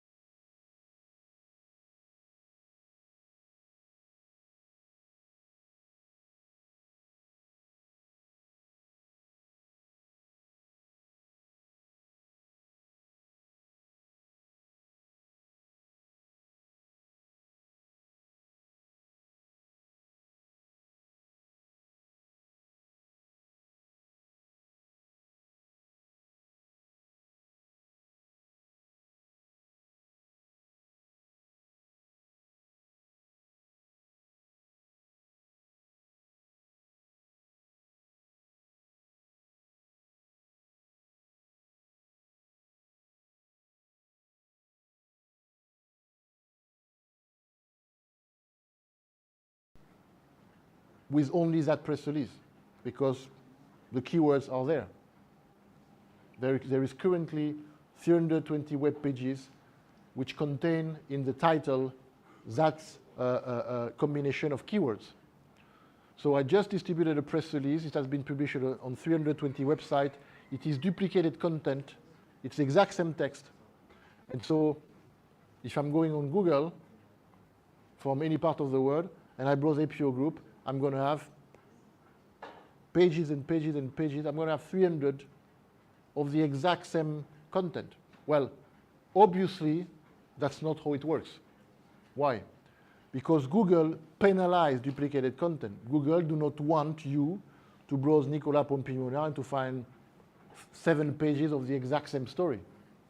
I mean, doesn't make sense. So Google have put together an algorithm which is called the Panda algorithm, and which is penalizing duplicated content. How does it work? What are the principles? Well, Google detects that, the exact same combination of characters, the exact same text just appeared in a span of 2-3 minutes on 300 websites. That is duplicated content. So when someone is going to search for those keywords, I am going to display only 2 or 3 of those. I'm not going to display all of them. Make sense? Google do not want to bother the customer you are with 6 pages of the same stuff. It's make no sense. But the content is still there. You don't see it, but it's still there. And you are not someone which is browsing on the internet. You are a communication manager which just issue a press release and want to have a clear, full picture of all the websites which actually published your press release.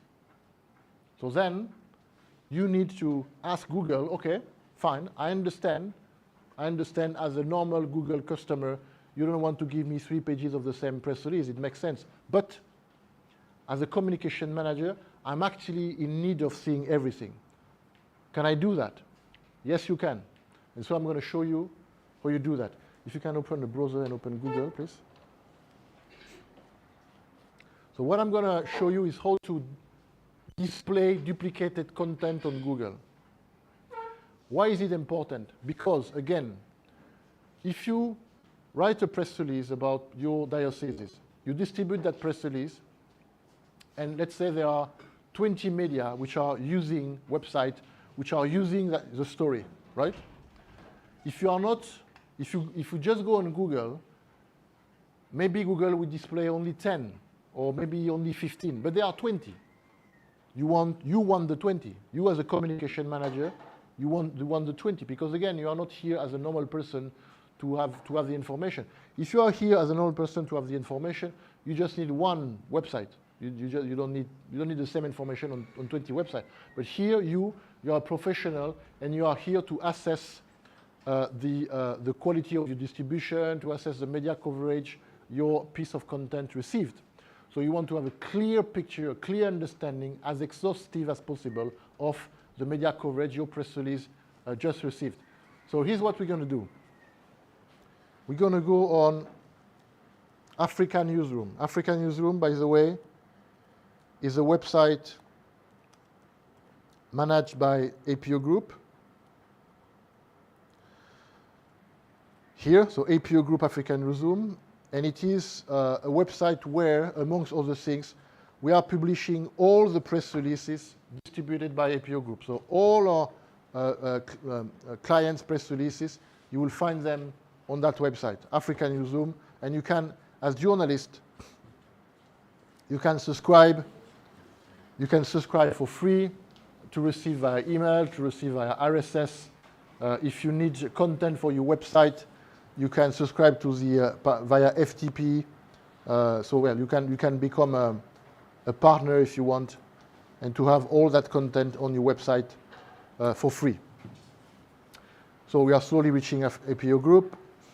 African Newsroom. So here I'm going to show you straight the list of sources. So the list of all the organizations we are distributing press release for. So here we are on the English section of the press release, of the website. The website is available in English, French, Portuguese, and Arabic. Sorry, apparently the connection is a little bit slow. But you will have in a couple of seconds or minutes the page which is displaying all the logos and all the name of all the organizations we are distributing press releases for. Okay, here we are. We just moved to the page in question. So here you're going to see, the connection. So here you're going to see the logos of all the organizations we are distributing press release for.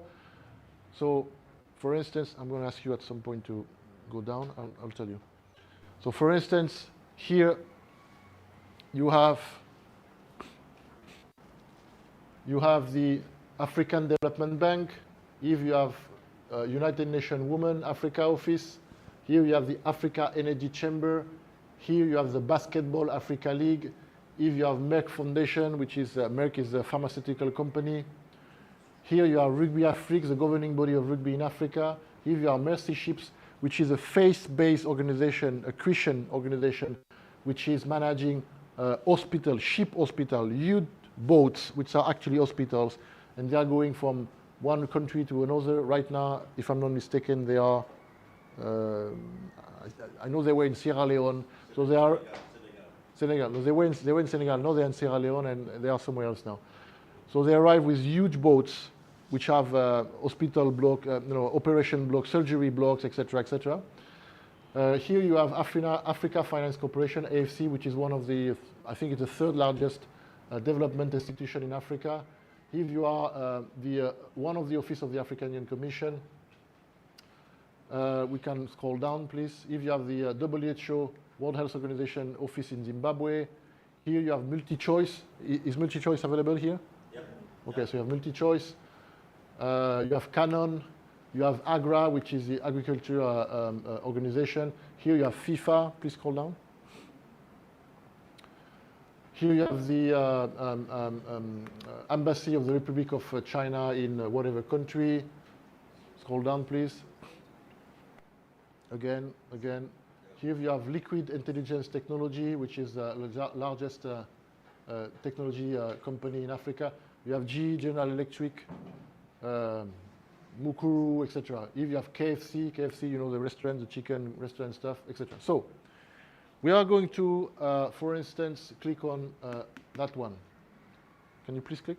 KFC. Yeah, click on KFC. And here, so sorry for the time, but it's going to take time to load, I guess. Here we're going to access. We are going to. The internet. Yeah, the internet is slow. So we are going to access the KFC press release. It's coming. It's going to happen soon. You clicked. It's gonna display. So here's what we are going to do. We are going to access here a press release issued by KFC Africa in the last 2-3 days, whatever. And we're going to search that headline, the title of that press release. We're going to search it on Google. First, we're going to search it normally like any one person would do. But then, and we're going to see what we have, what we get as a result. And then we're going to search it by displaying duplicated content. We're going to search it by saying to Google, okay, fine, but I also want you to please display the duplicated content. And so we're going to see if there is a difference. Okay, so we are now on the KFC press release. So I'm going to do that, if you don't mind. So I'm going to copy that press release. So it has been issued on the 4th of April.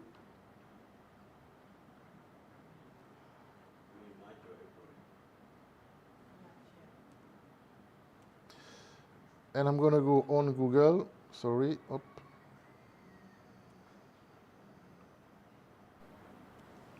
And I'm just going to, copy paste that press release and search for it.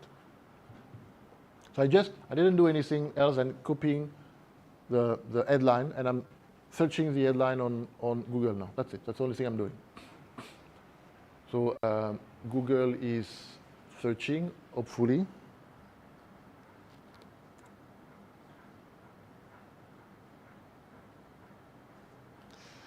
Yes, it is searching. So at some point, I'm going to have the results. We're going to look at the results together. And then we're going to ask the system, ask Google to display the duplicated content, and we'll see if we have a difference. Because it is the only way for me, as a communication manager, to actually have a clear view on the entire media coverage I have generated. I mean, I'm working for someone or for an organization, right? If as a result of my work, there have been 20 web pages created, I don't want to come back to my boss or whatever only with 10. I want to come back to him with 20, right? Okay, so we have one here, which is Africa Business.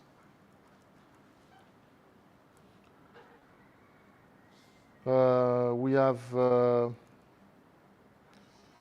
obviously that person is about the International Women's Day, so there's a lot of content.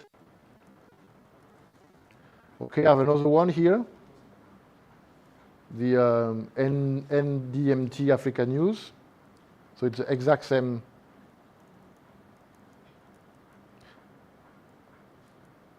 Okay, so apparently that's all I have here. But no, it is still searching, in fact. So while searching here, I'm going to try to find something even more efficient, really. I'm sorry, Google is still searching, apparently.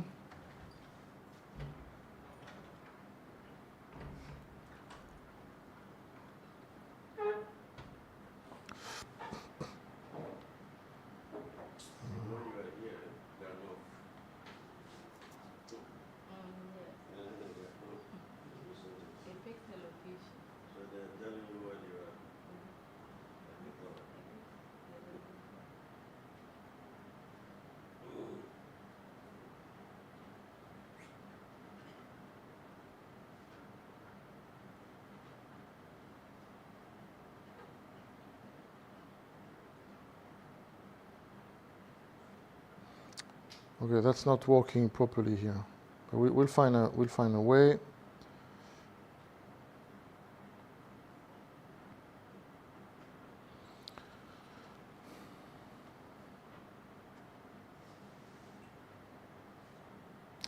Okay, so we're going to do that differently. So here we have a press release from Liquid Intelligent Technology about their partnership with Google Cloud, okay?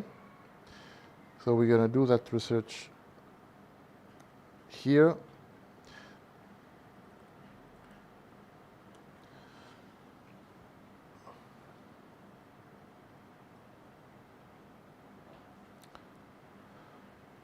Sorry, it's so slow. Okay, so I'm going to narrow the research. Here on the right, we have tools. And I'm going to narrow the research to, I know that press release has been issued only a couple of days ago, so I'm going to narrow the research to past week. Okay? So here I'm just using a tool made available by Google, and it's not my computer, right? It's there. You go to Google, you have that, everyone. Huh?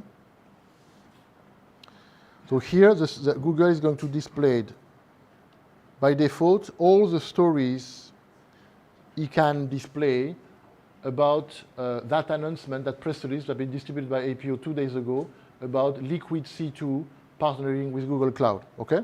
So here I can see 1, 2, 3,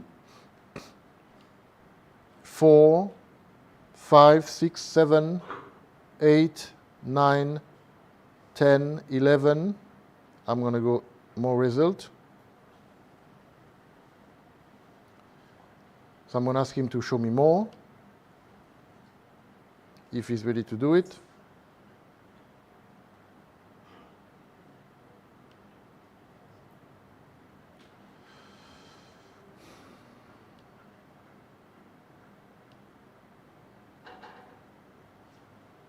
Okay, maybe we're going to do this differently because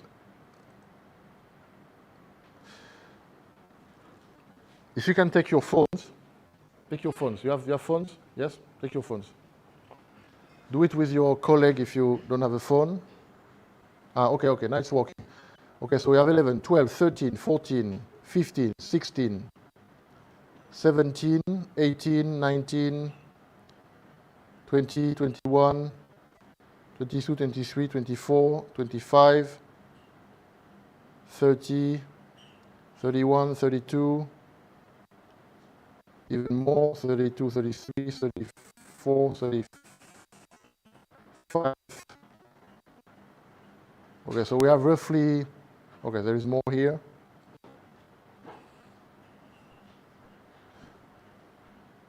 Okay, so we have roughly, I don't know, 50, let's say, 50 articles about that story, right?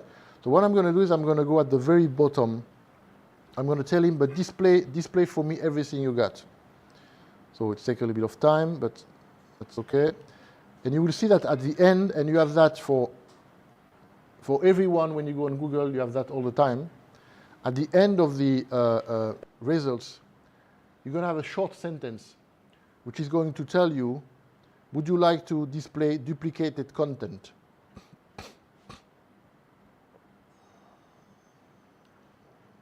Okay, so we need to do more result again. Sorry it's taking so long. More result again. And so at some point he's going to say, well, I don't have more results.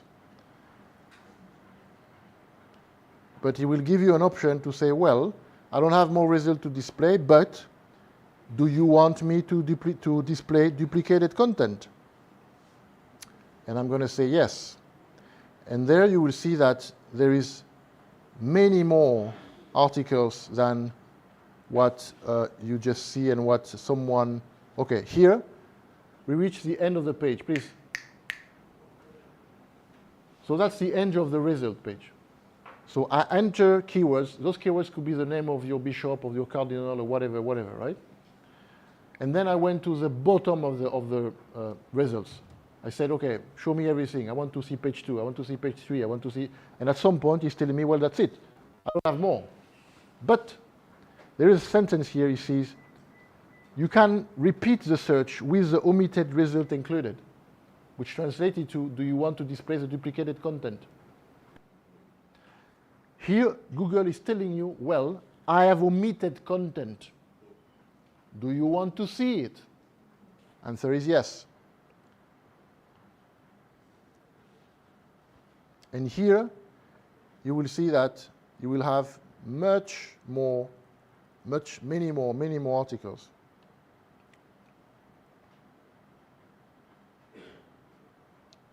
So here you already start seeing websites you didn't see the first time. So Zawiya, for instance, wasn't there.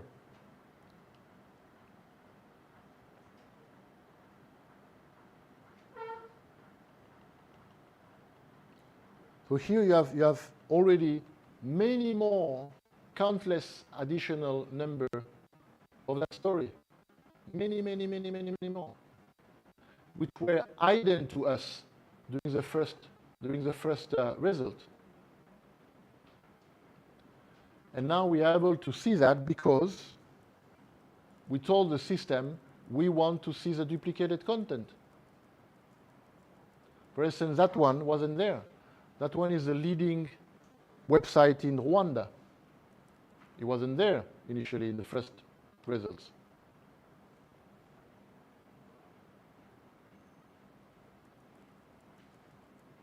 Okay, so again, the idea is that when you are doing a search, you go at the bottom of the page until you have no result left, and you will find that sentence. It will be there with a link. And that sentence will tell you, do you want to display the omitted content, which again translates into, do you want to display the duplicated content? And you're going to say yes. And when you're going to say yes, you are not going to see 50% of your media coverage or 60% of your media coverage. You're going to see 100% of your media coverage. Is it clear? So it's not a paying service. I mean, anyone can do that with an internet connection. You just need to know all this works. But I guarantee you that, for instance, here, initially on the first search you had, okay, as I said, 30, 40, but here we pass the 80, 90 here. So if you do a sample research without doing that, you are missing a lot. You are missing a lot. Okay, I'm going to stop there because I'm tired. You know? I'm actually, you know, but you get the idea. So on my initial search, Google told me, if I believe Google on the first search, he's telling me there is only 30 stories. The first time I entered the thing, Google told me, no, that's fine. There are 30s. But if I input the right thing, in fact, if I just click on the link, now it's showing me the real color. And it's showing me that, no, it's not 30 articles about my bishop or my cardinal or the Catholic Church in Ghana. No, it's more like 150, really. So I want to be able to go back to my cardinal and my bishop to say, well, I had 150, not I had 30. And anyway, as a communication manager, I want to be able to assess, you know, the work I'm doing. So I'm going to stop there. But as you can see, apparently there's still more. So we go back to the presentation. So that's how and why to duplicate, to display duplicated content. Thank you, on Google. Now, when it's come to print monitoring, and because here we are monitoring online, obviously, right? Google is monitoring online. But you may want also to monitor print, so newspapers. Well, the Catholic Standard is a good example. The Catholic Standard has an online version. No, not an online, sorry, a PDF version. So if you get the PDF version, so the e-paper version, you can search it. You can open it on a PDF reader, and then you can just search the keyword you're interested in the PDF reader. Yes? So for instance, on that, well, here we are not on PDF, but I mean, you do know that when you have a PDF, you can do a search within the PDF. Okay? So how do you monitor print? Well, you need to get the PDF edition, so the e-paper version. Yeah? And then you can search keywords using a very basic PDF reader, right? Monitoring YouTube, well, the monitoring of YouTube is actually kind of similar to the monitoring of Google.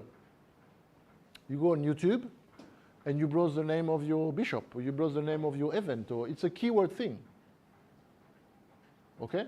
So obviously on YouTube, the text which will be associated to your video may not be as you know, specific. So for instance, if my press release headline is APU group chairman give media relation training in Accra, etc., etc., the name of the video, the name of the video, the TV will have post on YouTube, or the YouTuber will have post on YouTube, may be different. And so if I browse on YouTube, Nicolas Pompimoniard, Ghana, maybe I'm not going to find that video. So maybe I'll have to be more, you know, more ingenious. But again, on YouTube, you can search. And Twitter is the same thing. On Twitter, you can do a search. You can go on Twitter and search for keywords. And then you will search your content. So here, those are ways to monitor your content. Again, production, distribution, monitoring. Those are ways to monitor your content with, you know, just your brain and a computer. You're not paying anyone. You're not paying any services. Obviously, it's like handcraft. There are professional services to provide that, but it's paying services. And if you don't have the resources, there is, in fact, a lot you can do just with an internet connection and a computer. Next slide, please. If any. Well, maybe there is none. Maybe there is none. Okay, so now we're going to move to questions.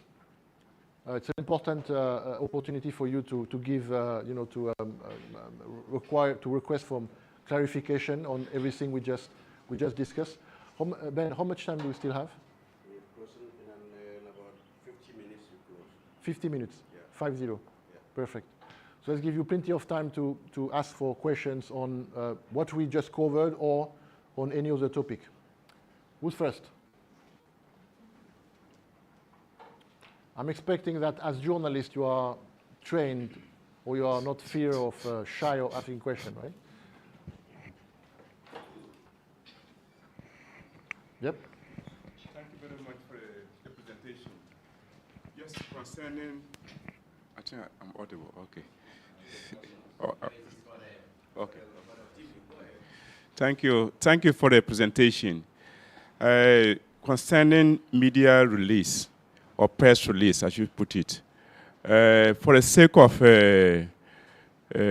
correct content, the press release can always be sent.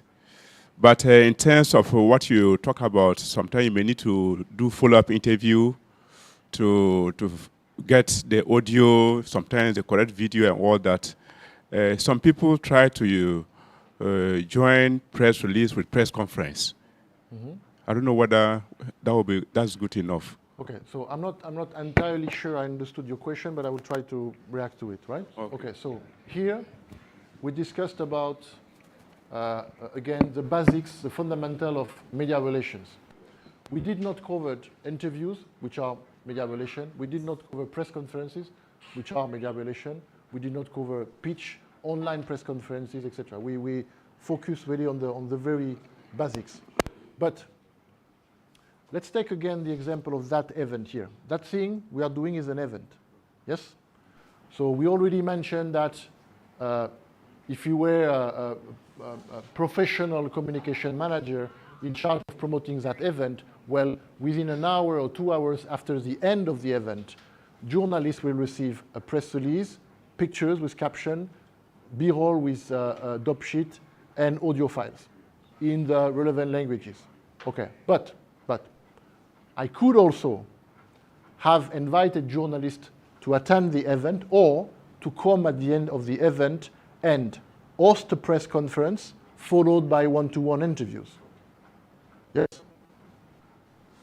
So, yeah, I mean, you can use a combination of media relation activities depending on what we are talking about.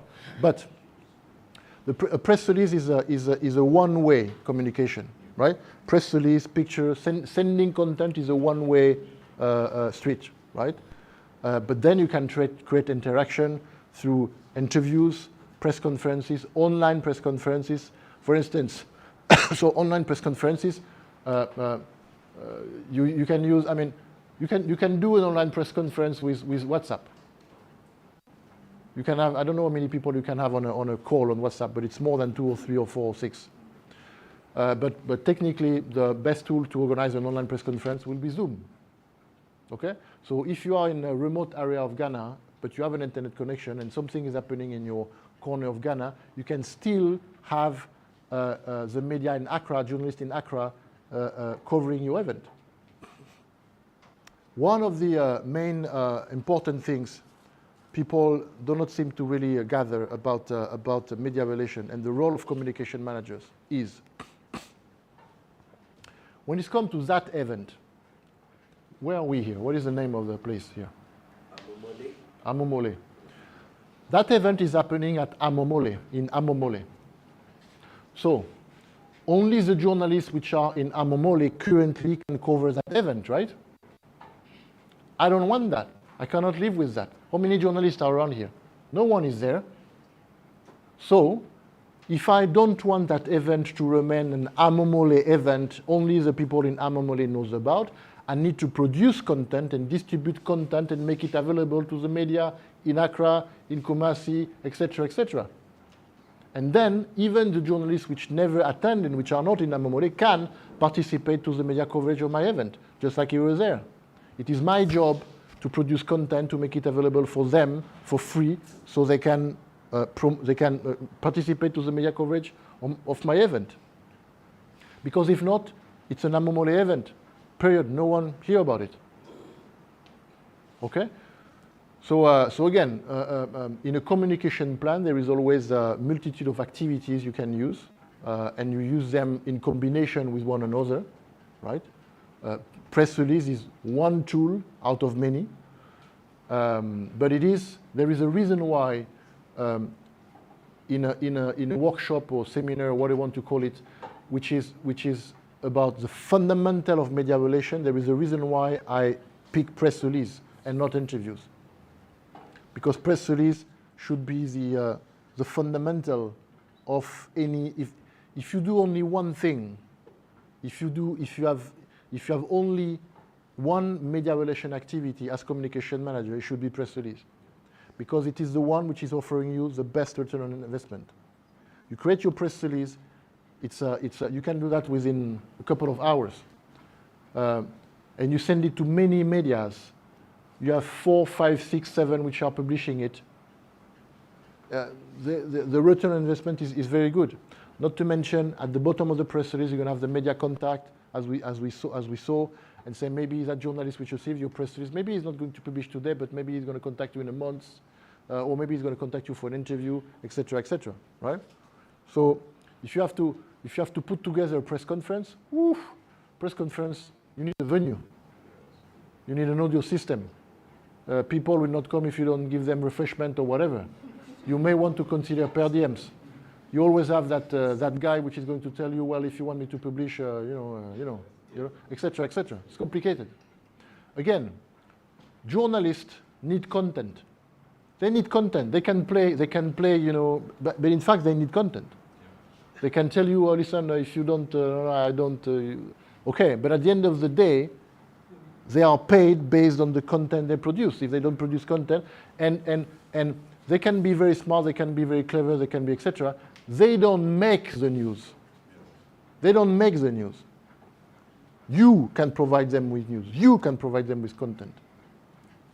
Okay? I mean, they are not going to write an article about who? Themselves? The life of a journalist? You are the news. They need your content to pay the bill. Next question. Yes?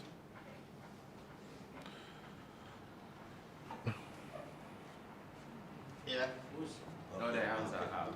Okay, so when we post media content, especially on YouTube and Facebook, sometimes when you monitor, you realize you have about 5,000 or 15,000 views. Mm-hmm. But these days, there are apps on the Play Store which can be used to monitor the content. And when you use those apps, you realize that out of the 5,000 and more views, you are engaging people for only the first 10 minutes of the content. People watch for a while and then they just scroll off. So my concern here is about how to determine the dissemination of your information when you post and then you monitor these ways. Do we use just the raw figure of the number of people that watched, or actually how the people were engaged? So the question you are asking, and I want you to realize that, is in relation with is not in relation with media relation per se. What you are referring to is not media relation.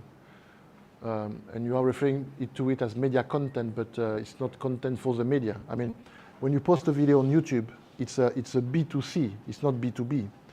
Media relation is B2B. B2B, as you know, refers to business.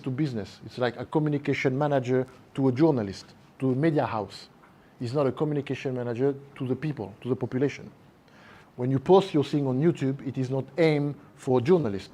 If a journalist browses on it and uses it, that's fine. But the aim of YouTube is public. Media relation is relation with the media, as I said. Here you are in something else. By the way, you are in digital marketing, maybe. So you are posting a piece of content on a social media, which is called YouTube. Okay, can we agree that we are not talking about media relation? Okay, that's point number one. Point number two, to answer your question. As you know, the model which is used by, and it's not my area of expertise, so maybe I'm not fully accurate, but I think I'm 90% right. As you know, the model which is used by social media is impression model. It's a number of impression. So it's even worse than what you just mentioned, because maybe what you're referring to is, maybe when you have a 5-minute video, the system, and in that sense, YouTube, but maybe Instagram or whatever, will tell me that as long as someone actually push play and watched maybe 20 seconds, it will count like a view, which is deceiving. Because in fact, out of the 100,000 so-called views, there is maybe only like 500 people who actually watch the entire video. Yes? And that's what you're referring to, right?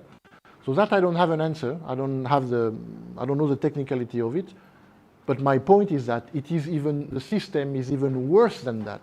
Because again, the social media industry is using wording like impression and wording like engagement, which in fact, engagement can mean anything. There is no engagement can be someone saw the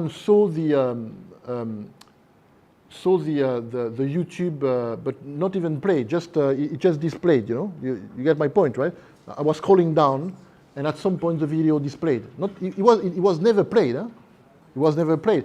But then that video received one impression, just received one impression. What is the value of that?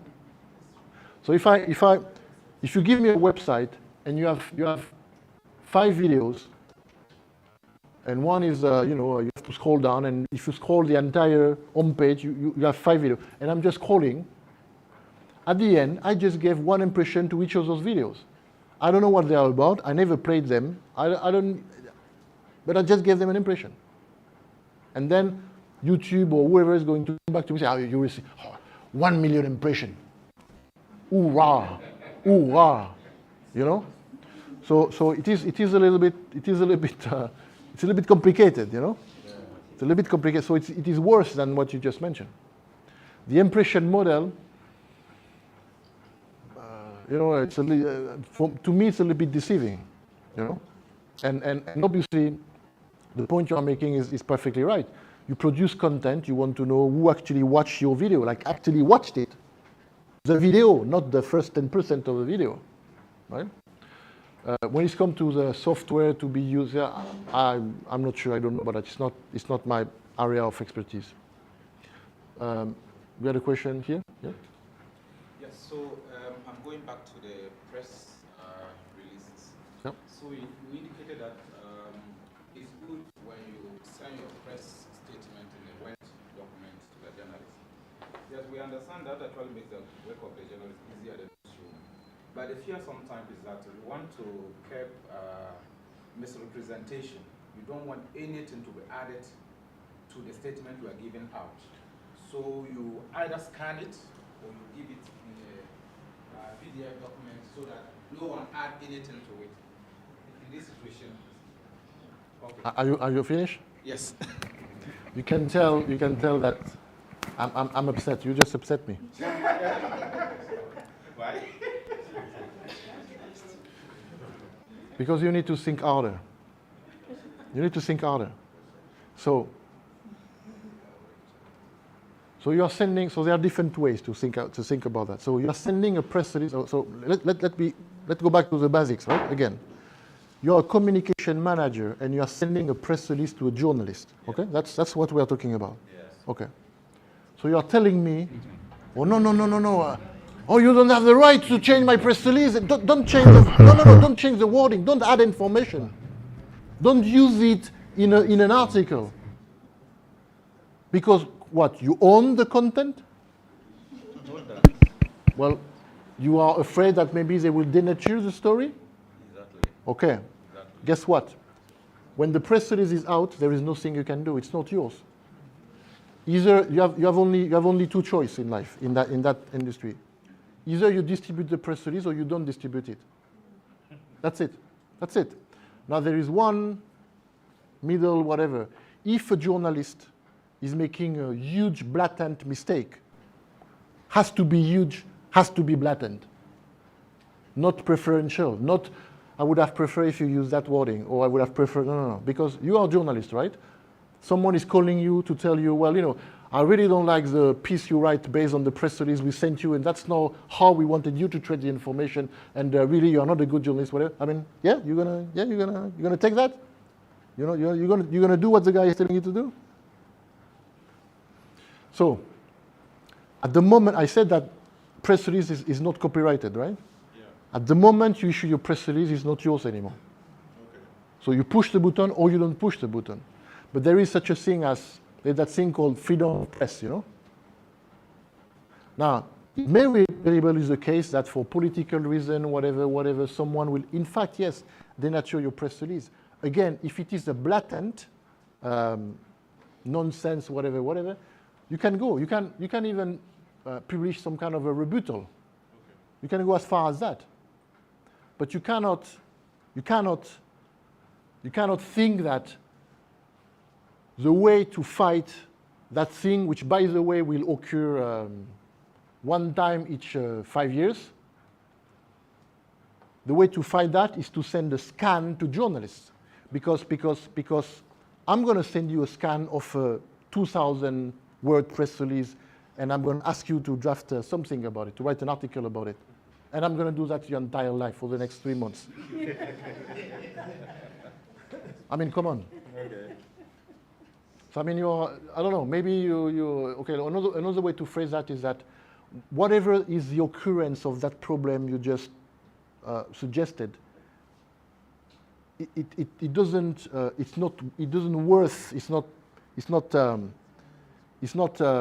not justify to make the life of all the other journalists 10 times harder, like 100 times harder. It goes against your interests. Please, could you emphasize how we could check misrepresentation? From what my brothers just said, if the thing is not put scanned or something, and somebody is going to take something out of it, make representation out of it. Something that can even, like you said, dent the image of my organization. How do I check it if I'm not supposed to give it in PDF or scanned matter? So you live in a world where, so you actually believe that your job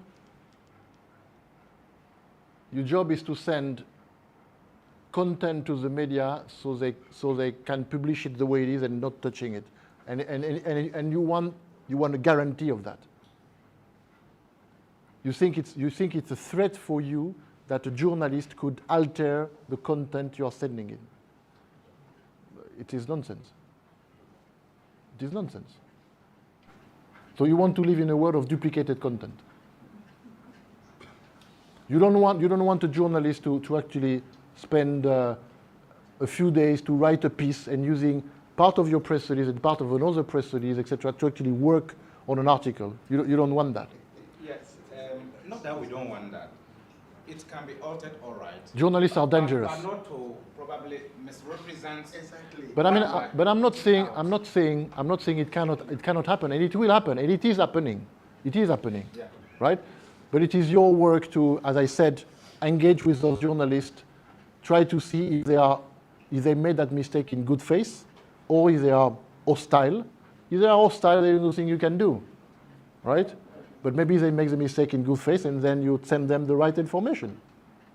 But I mean, again, whatever is that preoccupation of yours, it is not a problem you have with 100% of the media landscape, with 100% of the journalists, right? So, okay, maybe you wake up the morning and you said, okay, there is that, and it is a risk, and there is that journalist or that media which is constantly a problem, etc. But me, I'm working for the 95 other percent. Because if it's not that, then what is the alternative? You are sending, and by the way, you send a scan to a journalist. Is it fixing your problem 100%? He cannot misrepresent you anymore.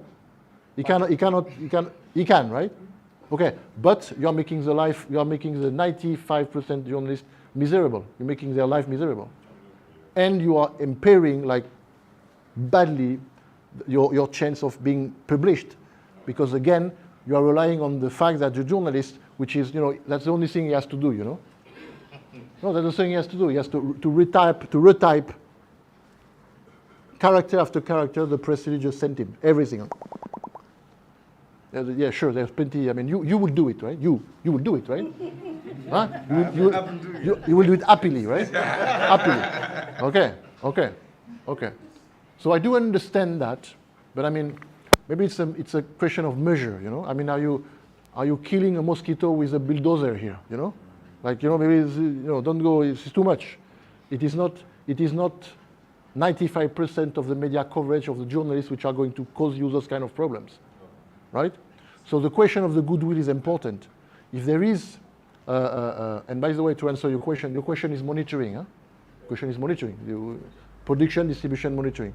Now, if indeed you identify that there is someone which is, let's say a journalist which is, let's call it making a mistake, you need to identify, well, first of all, it is your role to engage. It is your prerogative to engage. And the first thing to establish is that is it blatant political hostility for whatever reason, or is it an honest mistake?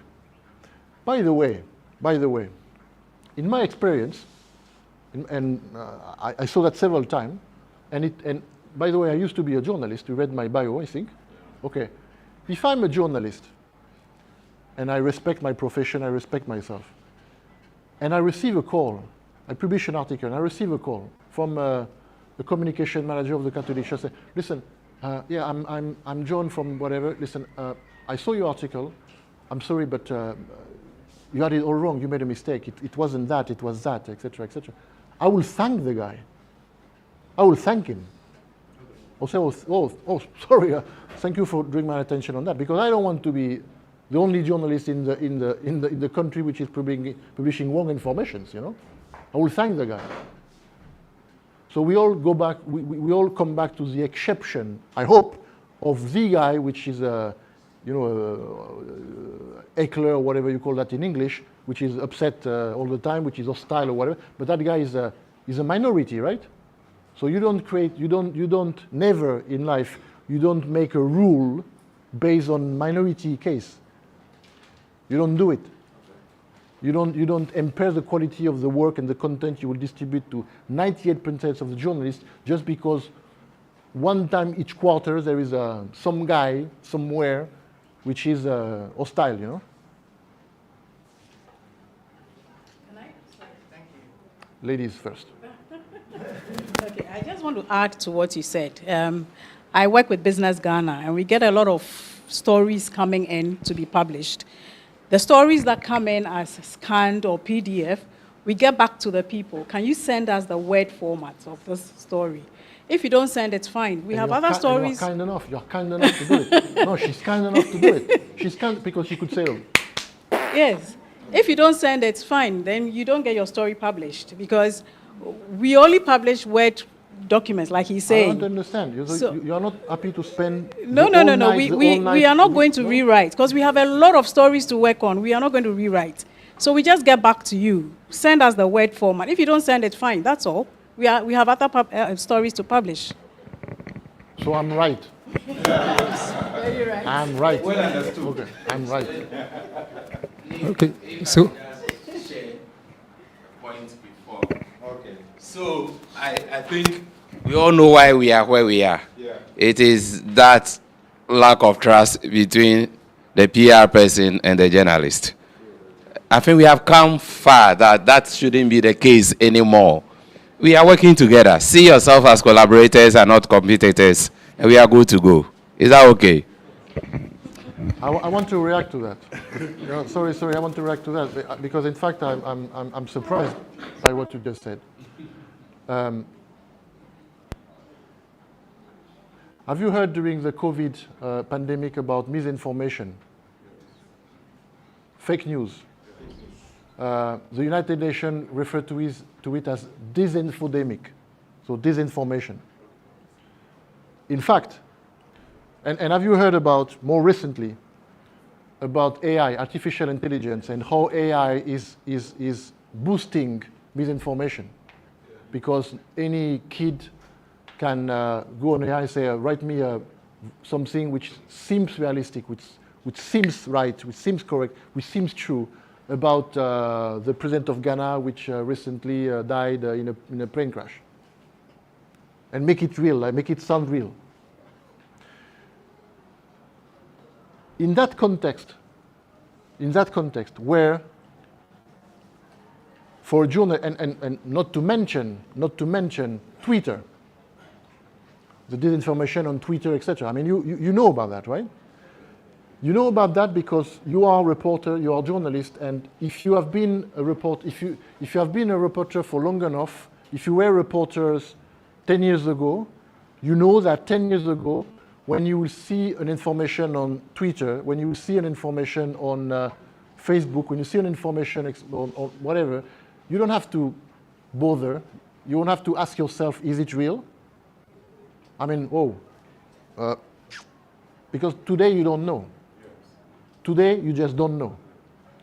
Now, in that context, in a context where for a journalist to do his job is becoming way more complicated to differentiate what is fake news, what is real news, let's say. In that context, the link, the relation, the bound, the dependency between public relation and journalism has never been greater. Because the public relation industry is the safest content provider you can find. If you receive a press release from APO, you don't need to wonder, you need to ask yourself if it is a fake news. You receive a press release from the dicastery for whatever, the bishop, the Episcopal Conference, etc. You don't need to wonder if it is a fake news or whatever. That is one of the reasons why you need to establish yourself as an authoritative source for the media. So the idea that the media and the PR people are whatever, no. The PR industry is becoming more and more, and as more as the problem of misinformation is growing, the position of public relation and the content produced and made available by the public relation industry to the media is becoming more and more important, because it's a beacon of reliability, if you wish. Is it clear? Yeah? Makes sense? Thank you. You said we shouldn't let our contents remain with the Catholic media. So say that again? Oh, yes. Okay. But we should disseminate them through the general media. Yes. That is good. My question is that how do we also build strong and most listened to and watched Catholic media, radio and TV stations, so that even if our contents are distributed through the Catholic media, they will still make the desired impacts? Thank you. Sure. So obviously, I'm not at all suggesting that we should focus or we should disregard the Catholic media. I'm considering that as additional audience. Again, what I'm saying is that the Catholic media have a Catholic audience. But evangelization is not only about talking about the people which are already Catholics, right? So when it comes to the Catholic media, I have a few comments. First of all, as I mentioned, I'm traveling a lot, and every country I'm going, I'm visiting the radio, the TV. Last time I was in Ghana, I visited in Cape Coast the TV there, or the radio, and in Rwanda, and then in Nigeria, Lumens TV, etc. So everywhere I go, I visit some media house. The first thing I would recommend is to see most of the. So first of all, let's start with the beginning, because that's something I think I already mentioned it, but just in case I haven't. One of the most surprising things apparently I'm saying during interviews, when I'm interviewed by media, the thing which is surprising people the most is when I'm stating that the Roman Catholic Church is the largest private media owner on the continent of Africa. The Roman Catholic Church is the largest private media owner on the continent of Africa. I mean, I hope, if you don't believe me, look around. If you don't believe me, look on your right, look on your left. Look here. How many newspapers, radios, websites, TVs are represented in that room? And you are not even all representing the entire Ghana. How many? What is the cumulated audience of all of you guys? Now, everywhere I go, so you think Ghana because you're Ghanaian, but everywhere I go, it's the same thing. Nigeria is the same thing, Rwanda is the same thing everywhere. Not in each 54 country, of course, but still.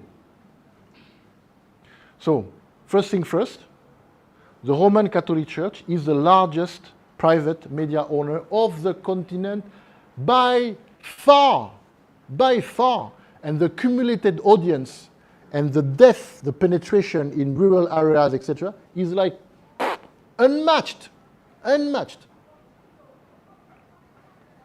So let's acknowledge that. Now, how do you increase that? And how do you harness that?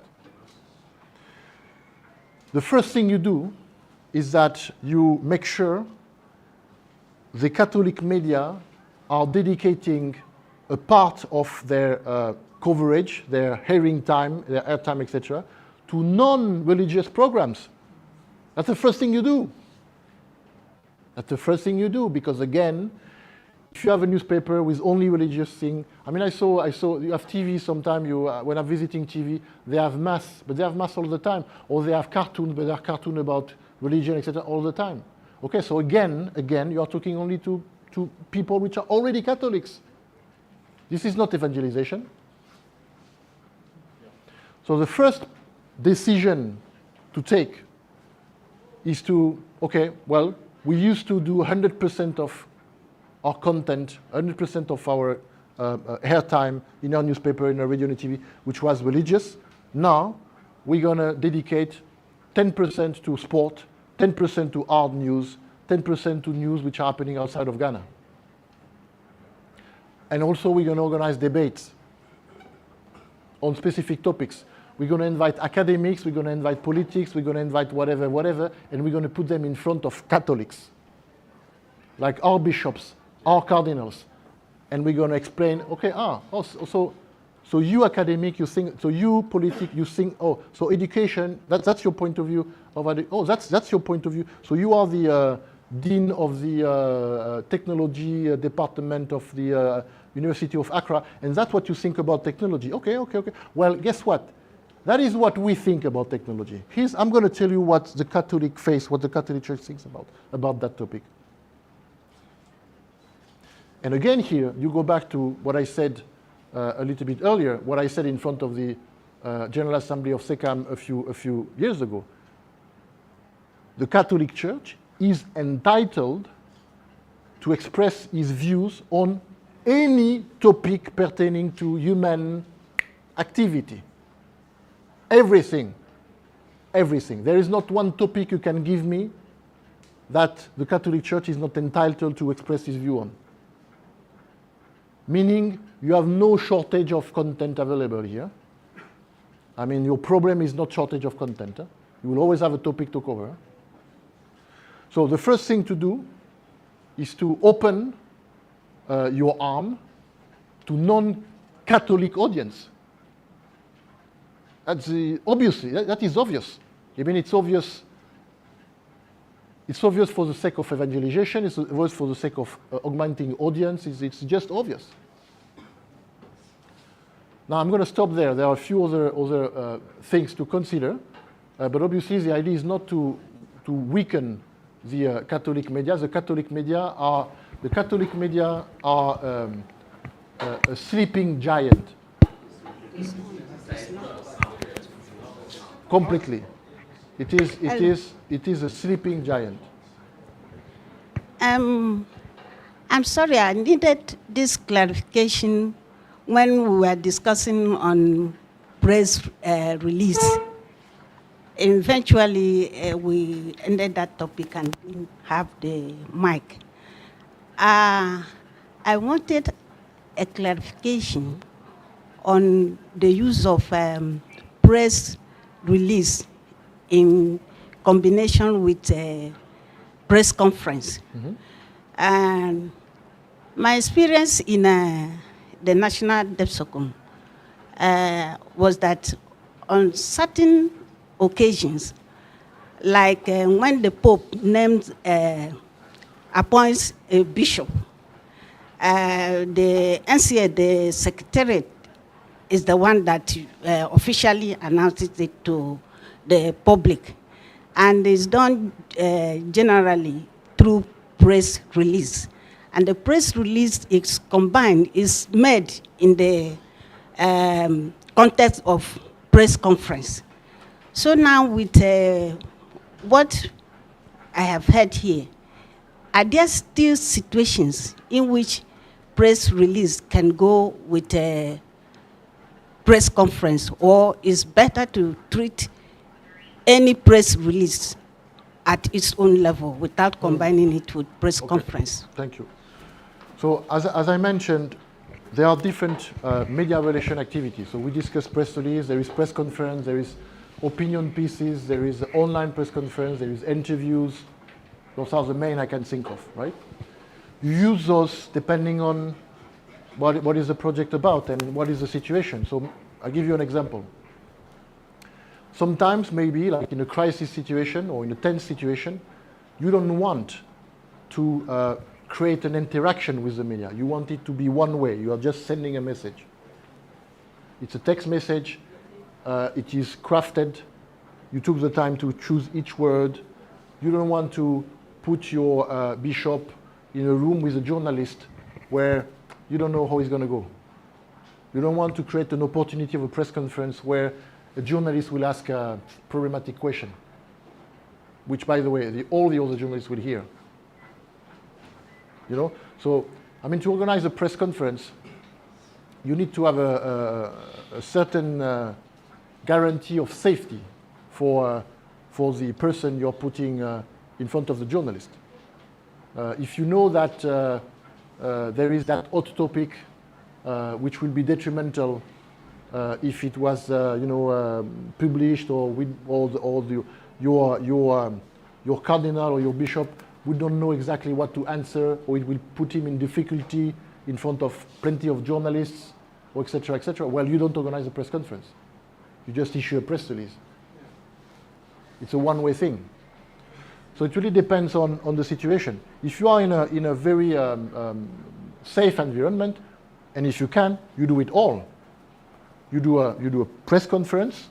At the end of the press conference, you issue a press release. You also do interviews. So during the press conference, the journalists will ask their questions. But then at the end of the press conference, the journalists will have one-to-one, to have like one-to-one interviews.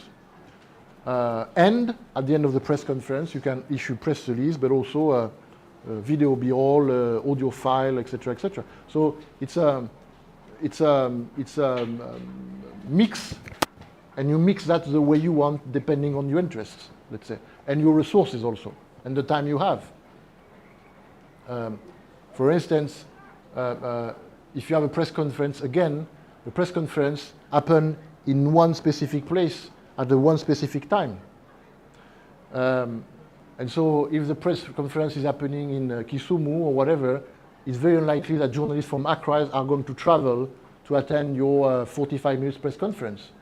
But if you have a streaming, like if you give the possibility to the journalist in Accra from their desk or their house or whatever, just by clicking on a link to attend your press conference, and even maybe to ask questions remotely, well, you may have 20 journalists in Kisumu attending your press conference, but in reality, you have 100 journalists participating to the coverage of your press conference.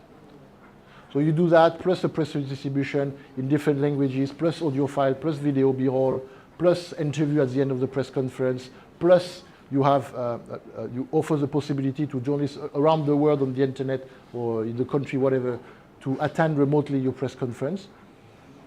And you maximize the media coverage of that event which is happening in Kisumu. So it's a mix, it's a question of mix. It's a question of mix, and it's a question of how, in what situation you are. Again, if you are in a crisis situation mode, you want to do a one-way street. You don't want to put your guy, the person you are representing, the person you are working for, in front of a journalist or in front of a multitude of journalists, because he may be asked a question he don't want to answer. Next. Okay, thank you very much. Mine is like, I don't know how to put, but some of us are not professionals in this field. We found our way here by divine intervention. And and we are trying so hard to understand a lot of things. And we are working hard to make sure we achieve. You see, but the challenge with this field, that we are more like some kind of a bridge between the journalists out there and the church. It's like we are working on two lines. We are the journalists for the church, and we are one word that is a PR for the church as well in the different form. But one challenge we have in the system is the bloggers. You see, they leverage on the bit of news that comes in the system, and they're able to make news even before. A recent one is with this LGBTQ something that came from the Vatican and how it was handled. See, it was something that the media system in the church could have easily taken up, but we lost control over time. That's how I saw it. And the journalists with which we ourselves as journalists could have at least managed, even we're managing information more than those within the circle of the church. That's how I saw it. See, and it became, I don't know how we can manage on that, because that gave them news, that gave them that large viewing. When you looked at how people managed it in the space, it gave them a lot of views before we could come back to explain, and how the African bishops came in to defend whatever. It was already out there, you see, and the church had to receive that blow in a different form. So I don't know how, as unprofessional media practitioners, you see, like myself, manage such a system, how we can penetrate such, because as Father Dieudonné said, you see, we should be able to create that kind of trust between the PR and the journalist of some sort. And I don't know how we can. Okay. And secondly, I'm on the CAMG platform. I had a similar concern. With Dela is asking a question, and I had a similar concern. I don't know if I should read it out. Okay, it says how we can blend the religious and the general news for public engagement. Because that is our major task here, getting the religious news out there, and how the public can better understand us, how we can be able to engage that. And as religious media houses, our concentration is on religious news. And how do we go about this? The religious news that we are supposed to propagate as Catholic media practitioners, unprofessional and professional, how we can blend the general news out there with the news that is already circulating. I don't know. There's already news out there for us to work with. I think the two questions are the same. Yeah, they are the same. The two questions are the same. So it's about what some people refer to it as a share of voice. So to explain, to detail, the idea is that if the church do not talk about himself, other people will talk about the church, right? Yes, we don't talk about ourselves. Yeah. So there is one word you mentioned. You said professional, right? So it's very much. The short answer is professionalization, which is what we are doing here. I'm very much a PR professional. I own the largest PR agency in Africa, and you are here to learn a few things. We don't have a lot of time, but I told you that if you send an email to that email address, you can join a training program which is provided to you by professionals. It's an 18-month program, and it is extremely comprehensive. You're going to exit that program with a lot of knowledge and skills which you will be able to apply. Okay, so the short answer is professionalization. Now, the only way for any organization to be able to remain on the top of such big news, if you wish, like the LGBT thing, is professionalization. You need to be very good at what you're doing. So you need to be very good at the content you're producing. So again, production, distribution, monitoring.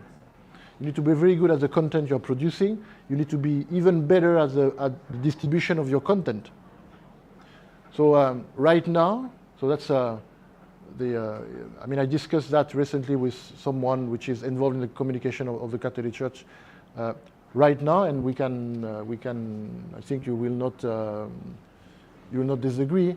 SECAM or CEPAX are not, and the Catholic Church in Africa currently is not structured at all, to face such a situation. And it's a matter of human resources, skills, workforce, tools. Not at all. When I say I referred to a sleeping giant a few minutes ago when I was referring to the media, all the media which are managed, owned by the Catholic Church across the continent. But I mean, in that area, the area of public relation, the distortion between the size of the Catholic Church as an organization, like the number of people, the number of activities on field of healthcare, education, etc., it is completely disproportionate with regard to the structures for communication. I mean, you have a huge activity. The Catholic Church is doing a lot of things. You have plenty of structures, but you have one communication manager for SECAM. The governing body of the Catholic Church in Africa has that guy for the communication. I mean, the communication department is him. But you are a huge organization. You only compare to what? The UN? In terms of size, in terms of footprint. And you have one guy to deal with the communication. So that's the result. So no question that when suddenly the Catholic Church end up in the news, is in Africa, the Catholic Church in Africa, is become a hot topic, like for instance the LGBT, etc., etc. Obviously, you are how do you say that in English? You're overwhelmed completely. I mean, you don't have the workforce, you don't have the skills, you don't have nothing in comparison with the size of what you are. So you are a giant, but you have a chewing gum and an elastic. That's a problem. That's a problem, and you can see that it's a problem when those things happen. So, as I said, the short answer is professionalization, and it is the answer to both your questions, I think, huh? Because your two questions were completely related. Huh? Next question.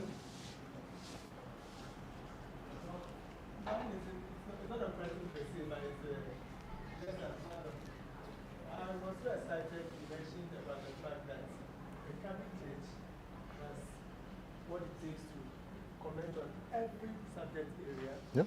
And then also when you touch on the fact that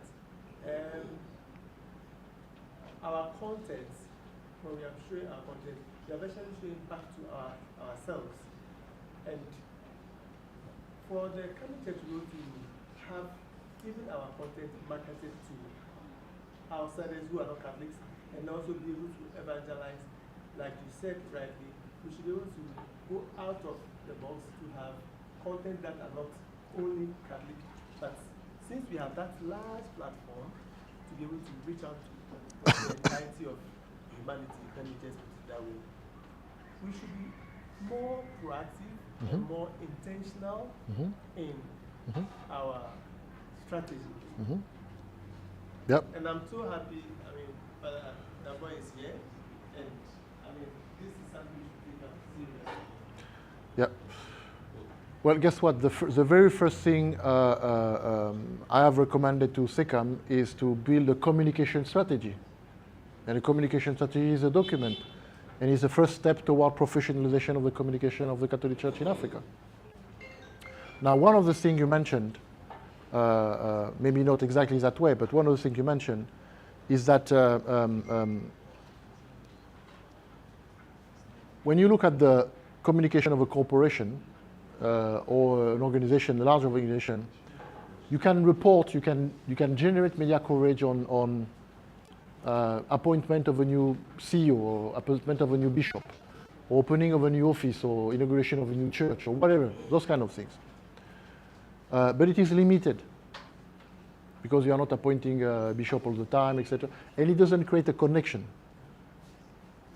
But organizing an interview with not a member of the church, a Catholic, someone, that woman which is coming to the Mass each day and which will explain to the journalist why it is important, how it changed her life, why she's maybe at some point she stopped going to the Mass, but now she's going again, and why the values are important to her, and how she's doing with his kids, and how the spirituality, the Catholic spirituality, help her to face life and whatever.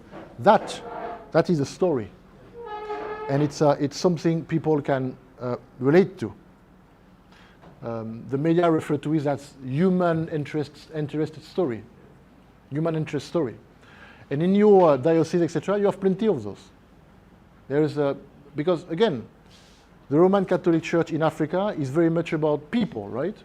So you have like the bishop helping people, supporting people, etc., in the field of education, in the field of health, etc., etc. So there are plenty here, laying plenty of human interest stories, plenty of people which, if you give them a mic, will be witness of what the Catholic Church did for them and how it helped them.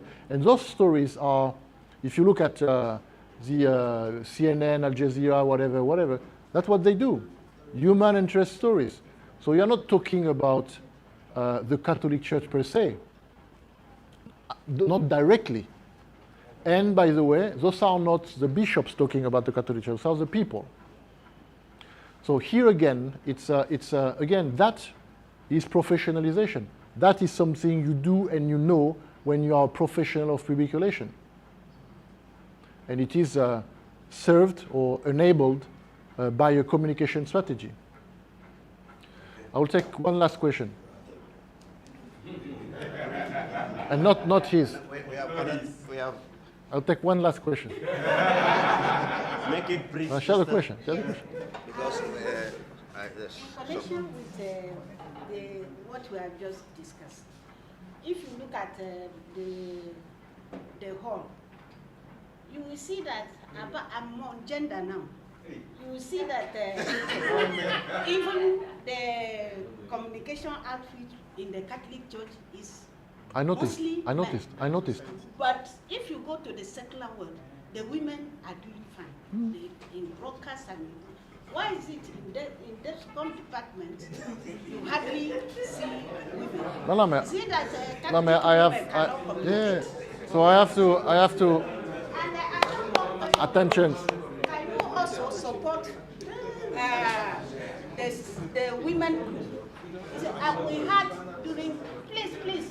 I'm passionate about what I'm saying. During your introduction, we are told that you provide, or your company provides free Zoom for all. Send an email. You have the email. Okay. Just send an email. So we want that to be extended to the religious group, especially the female religious, so that we can. Just send an email. Just send an email. So now let us know why. And by the way, and I have to. Time is not on our side. I would like to answer. Okay. So I have to tell you that it's the first thing which struck me when I entered the room. It is the first thing which struck me when I entered the room earlier today. The disproportion between male and female in that room. No, I mean, and I don't know why you're laughing, really, but I mean, it's a question. It is truly a question. So I don't know what is the reason. I don't know what is the reason, but it is striking indeed that. So I don't know where it's coming from, but you should work on it. We will try. You should try. You should try more women. Yeah. That will be part of the recommendation that we have. Okay. Anyway, thank you. We have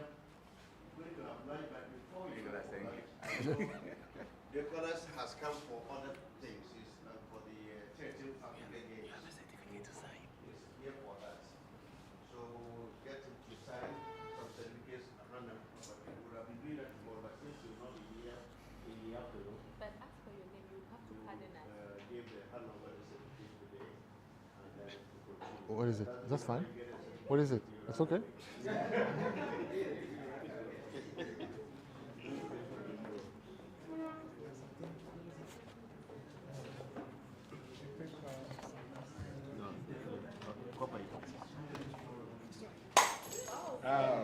Anyway, this is good. It's part of the payment. Part of the payment.